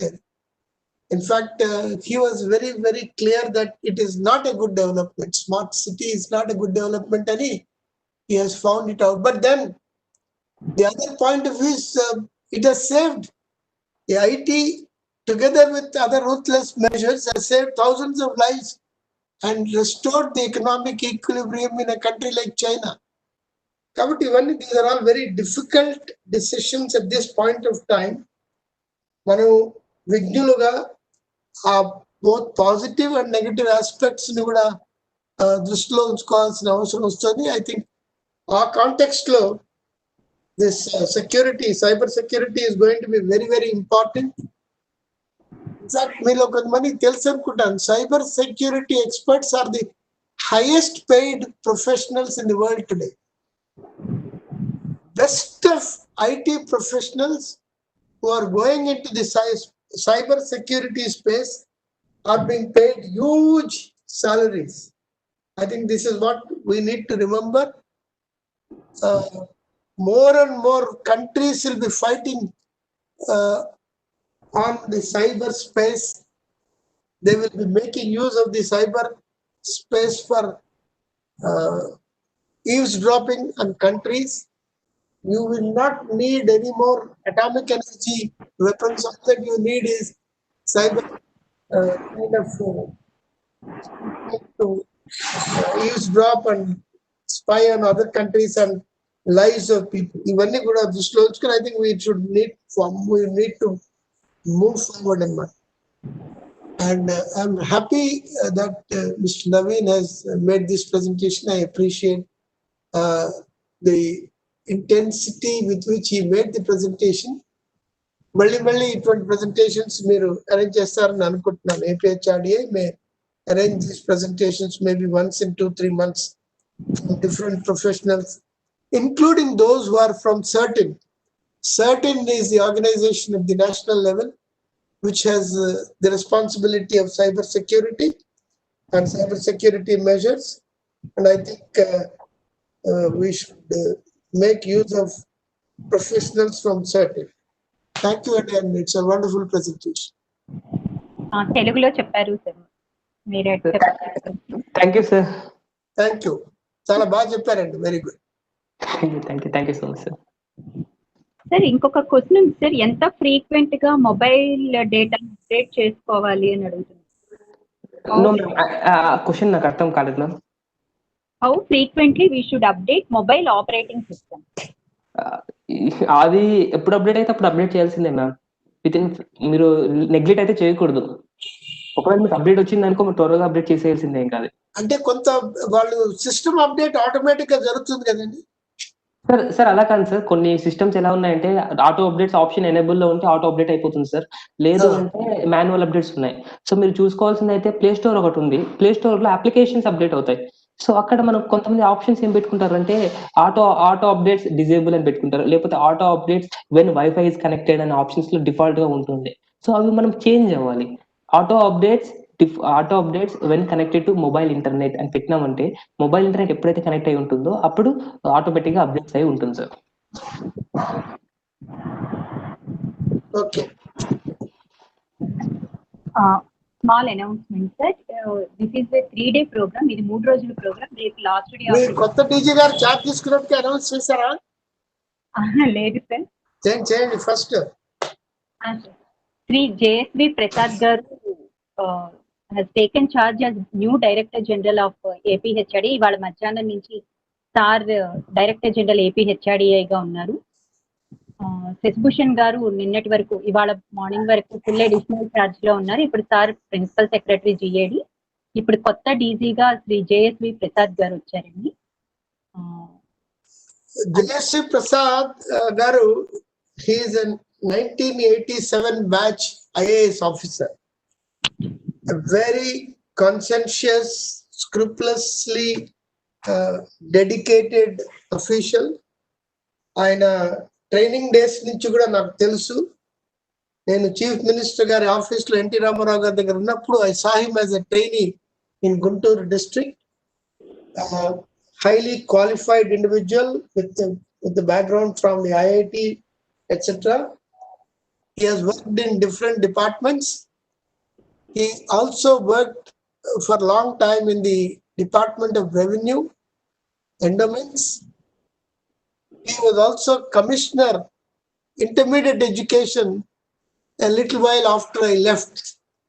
And చాలా పద్ధతులు, systems ni respect chese vyakti varu, and I'm sure under his very able guidance and leadership the APHRDI will continue to do and continue to improve upon the facilities, the course content, modules, and I'm sure that it will emerge as a very leading administrative training institution in this country. I wish Sri JSV Prasad all success in the APHRD. Thank you, sir. రేపు last day of the 3-day programme అండి. రేపు కృష్ణశాస్త్రి పెండ్యాల గారు, head forensic and fraud management division TCS, sir is making presentation on mobile malware works, how they are analysed and detected, ఈ security products to combat malware. రేపు session 11 o'clock same link తో join అవ్వచ్చు. We request all participants to kindly attend for tomorrow's programme also. ఎవరైతే 3 days continuous గా attend అయ్యారో వాళ్ళకి feedback link వస్తుందండి. If you fill the feedback link, you will get e-certificate. 1st October, in general category, we are conducting session on WhatsApp and digital payments by Sri Murali Krishna Ayyagari, former Deputy General Manager BHEL and Managing Director SS Enterprises. 3rd October, Saturday, 11 o'clock, Dr. TLN Prasad Garu, Senior Medical Consultant, Tata Trust, Sir is making presentation on telemedicine. Monday, 5th October, Sri Neelakanta Bhanuprakash Garu, world's fastest human calculator. Sir is making presentation on maths as intellectual sports. 6th October నుంచి 8th October వరకు web development and it's security మీద DOPT programme అండి. This is again 3-day program sponsored by Department of Personnel and Training, Government of India. 9th October, Dr. P. Chandrasekhara, Director General, CCS, National Institute of Agricultural Marketing, NIAM. Sir is making presentation on landmark reforms in agricultural marketing. This is also at 11 o'clock. Saturday, 10th October, Dr. B. Vijaya Rao Garu, MD from USA, Professor of Resuscitation Medicine. Yes, sir. Resuscitation medicine. అంటే ఎమర్జెన్సీలో ఒక వ్యక్తిని immediate గా ఆ ఎమర్జెన్సీని overcome కావడానికి చేసే medicine. The golden hour అంటారు, last golden hour. ఆ గోల్డెన్ అవర్ లో తీసుకోవాల్సిన చర్యల గురించి విజయరావు గారు చెప్తారు. సిపిఆర్ మీద సార్ చెప్పారు. తర్వాత engineering building with nature, again DOPT program 12th to 14th. Online registration available at APHRDI website. Kindly register to participate in the. Bharathi garu ఒక్క నిమిషము. ఇప్పుడు పార్టిసిపేట్ చేసిన వాళ్ళల్లో అంటే అదర్ దాన్ గ్రూప్ 1 ఎవరైనా 1-2 నిమిషాలు షేర్ చేయదలుచుకుంటే ఫీడ్బ్యాక్ ఒక ఓరల్ గా ఇప్పుడు వాళ్ళకి ఒక ఆపర్చునిటీ ఇస్తే బాగుంటుంది. ఓకే, అంటే ఇంకా ఏమైనా మార్పులు చేయొచ్చా ఈ ప్రోగ్రామ్ గురించి ఫర్దర్ గా కావాల్సిన వాటి గురించి కానీ ఏమైనా మాట్లాడదలుచుకుంటే దయచేసి చాట్ బాక్స్ లో మెన్షన్ చేస్తే మేము అన్మ్యూట్ చేస్తాము, మీ మైక్ అన్మ్యూట్ చేస్తామండి. గ్రూప్ 1 వాళ్ళు కాకుండా ఎవరైనా ఆల్రెడీ ప్యానలిస్ట్ గా ఉంటే వాళ్ళతో మీరు మొదలు పెట్టచ్చు. ఈ లోపల వాళ్ళు టైప్ చేస్తారు. ఎవరైనా ఉన్నారా గ్రూప్ 1 వారు కాకుండా ఈ ప్యానలిస్ట్ గా? ఈ బమ్మిడి శ్రీనాథుడు ఆయన గ్రూప్ 1 ఆఫీసరా? Tirumala group 1 officer sir.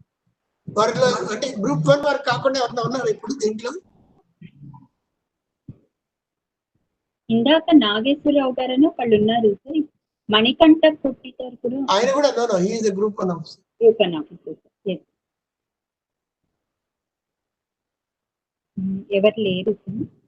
అప్పుడు టైప్ చేయమని చాట్ బాక్స్ లో టైప్ చేస్తే you can take their oral. Soujanya గారు ఏమన్నా చెప్తారా అండి?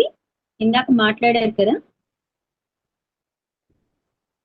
విజయ ప్రదీప్ గారు అన్మ్యూట్ చేయాలి కదా, వాళ్ళకి టైం ఇవ్వాలి.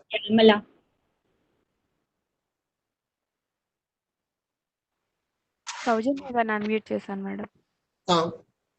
మాట్లాడమని సౌజన్య గారిని అబౌట్ దిస్ ప్రోగ్రామ్. మళ్ళీ మ్యూట్ అయిపోయినట్టు. నమస్తే మేడం. సార్ నమస్తే మేడం. నమస్తే సార్. నమస్కారం. చెప్పండి అమ్మా, మీరు ఏం చేస్తున్నారు సార్? మళ్ళీ చెప్పి మీరు ఫీడ్బ్యాక్ ఏంటో కాస్త చెప్పండి. సార్ నేను గవర్నమెంట్ డిగ్రీ కాలేజ్ తునిలోని physics lecturer. Tuni, it's a very famous girls' college. Tuni Girls' College was getting the first at least second rank in intermediate education. I'm talking of intermediate education. No sir, it's a degree college. Actually, it is a degree college, sir. Government degree college. Tuni. I know you're from degree college, but I'm talking of intermediate college, sir, which was doing very well. Yes sir, yes sir. ఇప్పటికి state లో second rank లో ఉందా, first rank లో ఉందా Tuni girls college? It's in second rank, sir. First rank ఏదమ్మా? First is always Mova, Krishna district. Mova, sir. Yes, sir. But Tuniలో వెంకటేశ్వరరావు గారు principal గా ఉన్నప్పుడు చాలా మంచి వర్క్ చేశారు ఆయన. Yes, sir. I hope it's continuing. I am sure మీరు డైరెక్ట్ గా చేరారా లేకపోతే జూనియర్ లెక్చరర్ నుంచి ప్రమోషన్ మీద వచ్చారు? Direct recruitment sir. ఎప్పుడు చేరారు మీరు సౌజన్య? 2018 సార్. సో మీరు మా దగ్గరకు వచ్చారు training? Yes sir, induction program కి వచ్చాను sir. How was the training? It was very nice.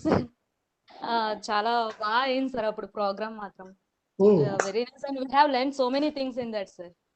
సరే, ఓకే, వెరీ గుడ్. ఇప్పుడు చెప్పండి మా ఈ ప్రోగ్రామ్ గురించి ఏంటి మీ feedback? Thank you sir for giving me this opportunity. And ఈ ప్రోగ్రామ్ అయితే మాత్రం దీనిలోనే ఏంటంటే నార్మల్ గా నేను ఫస్ట్ చూసేసరికి it's only for computer science వాళ్ళకి ఉంటుందేమో అని అన్నట్టుగా నేను ఫస్ట్ అనుకున్నాను సార్. కానీ it is related to everybody. So ఎలా అంటే ఇప్పుడు మనం ఏదైనా సరే చేస్తున్నాము అంటే we have to think once or twice while we're doing anything in this cyber world అన్నది నాకు దీని నుంచి దీని నుంచి నేను నేర్చుకున్నాను sir. So thank you sir, thank you very much for giving the opportunity to enter in to this to participate in this webinar means workshops. Good. మీ దగ్గర కోవిడ్ ఎట్లా ఉందమ్మా సౌజన్య గారు? మా దగ్గర అంటే ప్రస్తుతానికి అయితే ముందు చాలా ఎక్కువ ఉండేది సార్, ప్రస్తుతానికి ఇప్పుడు కొంచెం కొంచెం తగ్గుతుంది సార్. Right right. ఇన్సిడెంట్స్ పెరిగినా కొంచెం డెత్ రేట్ అది తగ్గినట్టు ఈస్ట్ గోదావరిలో డెత్ రేట్ అది కొంచెం తగ్గింది సార్, బట్ పెరుగుతున్నా సార్, కేసులు పెరుగుతున్నాయి, కేసెస్ అయితే వస్తున్నాయి కానీ డెత్ రేట్ అనేది కొంచెం తగ్గింది సార్ ముందు దానికన్నా. ఎందుకు అందరు ఇష్టం వచ్చినట్టుగా తిరుగుతున్నారా మోటార్ బైక్స్ వేసుకుని?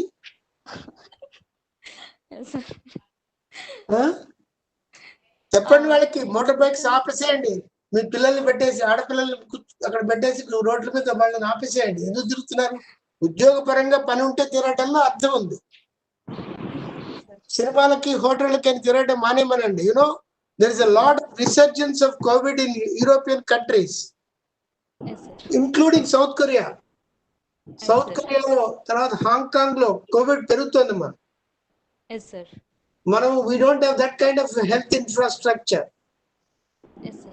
కాబట్టి ఐ థింక్ వీళ్ళకి ఇర్రెస్పాన్సిబుల్ గా తిరగదని చెప్పాలి. మీరు చెప్తే చాలా ఎఫెక్టివ్ గా ఉంటుంది.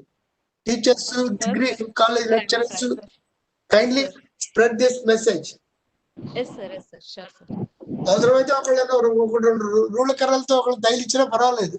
In their own interest. Right. Thank you. Wonderful. Thank you.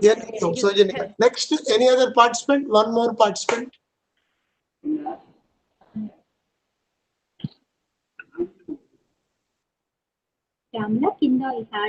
Sridhar గారు, 1 minute. శ్రీధర్ గారు ఒక చక్కని కామెంట్ చేశారు. Action decides quality.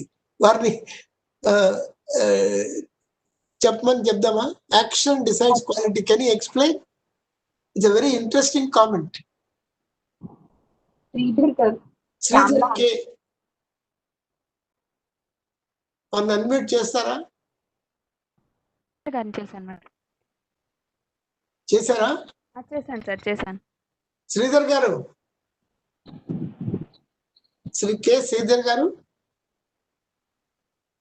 కే శ్రీధర్ గారు మీ మైక్ అన్మ్యూట్ చేశాను సార్, మీరు మాట్లాడచ్చు. కే శ్రీధర్ గారు.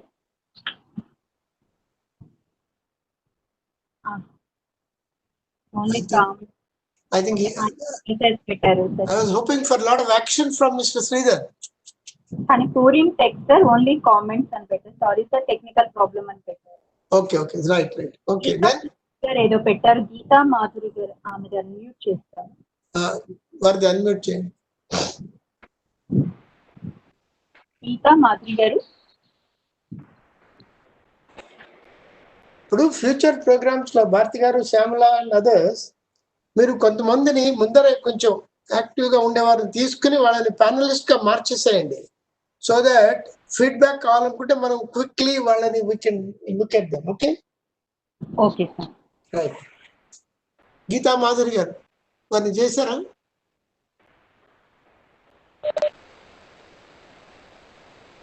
వారి పేరు దొరికిందా? You're able to? చేశాను సార్. నమస్తే madam.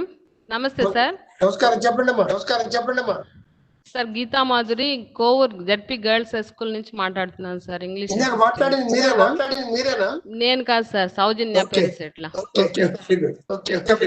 Sir it's really good programme sir. అసలు మేము ఎంత బెనిఫిట్ అయ్యామంటే there is much to inform the children అని మాకు అర్థమవుతుంది. చాలా చాలా యూస్ఫుల్ గా ఉంది సార్. తెలియని విషయాలనే తెలుసుకుంటున్నాము. ఈవెన్ మాకు కూడా తెలియని కూడా మేము తెలుసుకుంటున్నాము. It's really good programme. We're benefited a lot sir. Thank you very much for giving this opportunity. చూసారా సార్ పెన్నా రివర్ లో ఫ్లడ్ పెన్నా రివర్ లో full of water sir, enjoying a lot. జాగ్రత్త, మీకు ఎంజాయ్ చేస్తారు. రివర్ పక్కనే ఉన్న వాళ్ళు ఫ్లడ్ చూస్తున్నాము, అది కూడా రివర్ పక్కనే ఉంటున్నాం సార్ మేము కూడా. Okay good. ఇందాక నేను ప్రాజెక్ట్ గురించి చెప్పాను, విన్నారా? విన్నాను సార్. సోమశిల దగ్గర నుంచే వాటర్ వస్తుంది కదా సార్ ఇక్కడికి. అదే ఎంత స్టోరేజ్ అని చెప్పాను? మీరు 68 అని చెప్పారు sir. Not 58, 68. Sir okay, thank you sir. Thank you ma'am. Wonderful. God bless you. Next.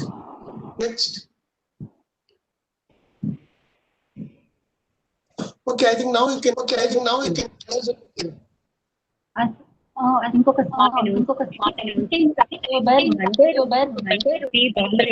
Bala Reddy గారు. శ్యామల, ఎందుకని మళ్ళీ ఈకో వస్తుంది? రీసం చూసుకోండి ఒకసారి. Latest innovations in dental oral care. Dental మీద latest innovations. Doctor P Balareddy గారు, retired principal and professor, government dental college. Sir presentation Monday 19th October at 11 o'clock. Online registration మా వెబ్సైట్ లో రెడీగా ఉందండి. If anybody wants to participate. Rajalakshmi గారు ఏమైనా add చేస్తున్నారు కదా? She is a group 1, she should also participate. నేను ఇంకా లెటర్ పంపించలేదు సార్, పంపిస్తాను. రాజలక్ష్మి గారిని కూడా అడగండి, ఇక్కడ ఉన్నారు కదా? ఉన్నారు sir. Yes sir, unnadu sir, I am very much present sir. Yeah, you should also make your contribution that day when Baladi makes his presentation. Anchoring అడగమన్నారు సార్. Right. Okay, thank you ma'am. Thanks Naveen గారు. మా thanks Chandrasekhar Reddy గారికి కూడా convey చేయండి for nominating you. Wonderful session. Thank you so much.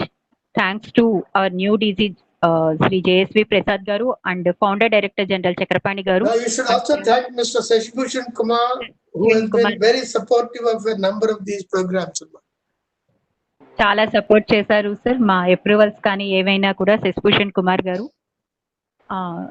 Thanks to Sasibhushan Kumar గారు, new director general గారికి, చక్రపాణి గారికి, and thanks to all Group 1 officers who are participating in these programs, and thanks to all the participants. Yesterday more than 1000, ఇవాళ 690 వరకు participate అయ్యారండి. Thank you so much. Thanks to IT support Shyamala, and thank you so much sir. Mahender రెడ్డికి special congratulations sir for getting more nominations. Thank you sir. Thank you so much. Thank you ma'am. Thank you for giving this golden opportunity. Thank you so much. Thank you sir. Good, wonderful. All the best to you. Thank you sir. Thank you so much.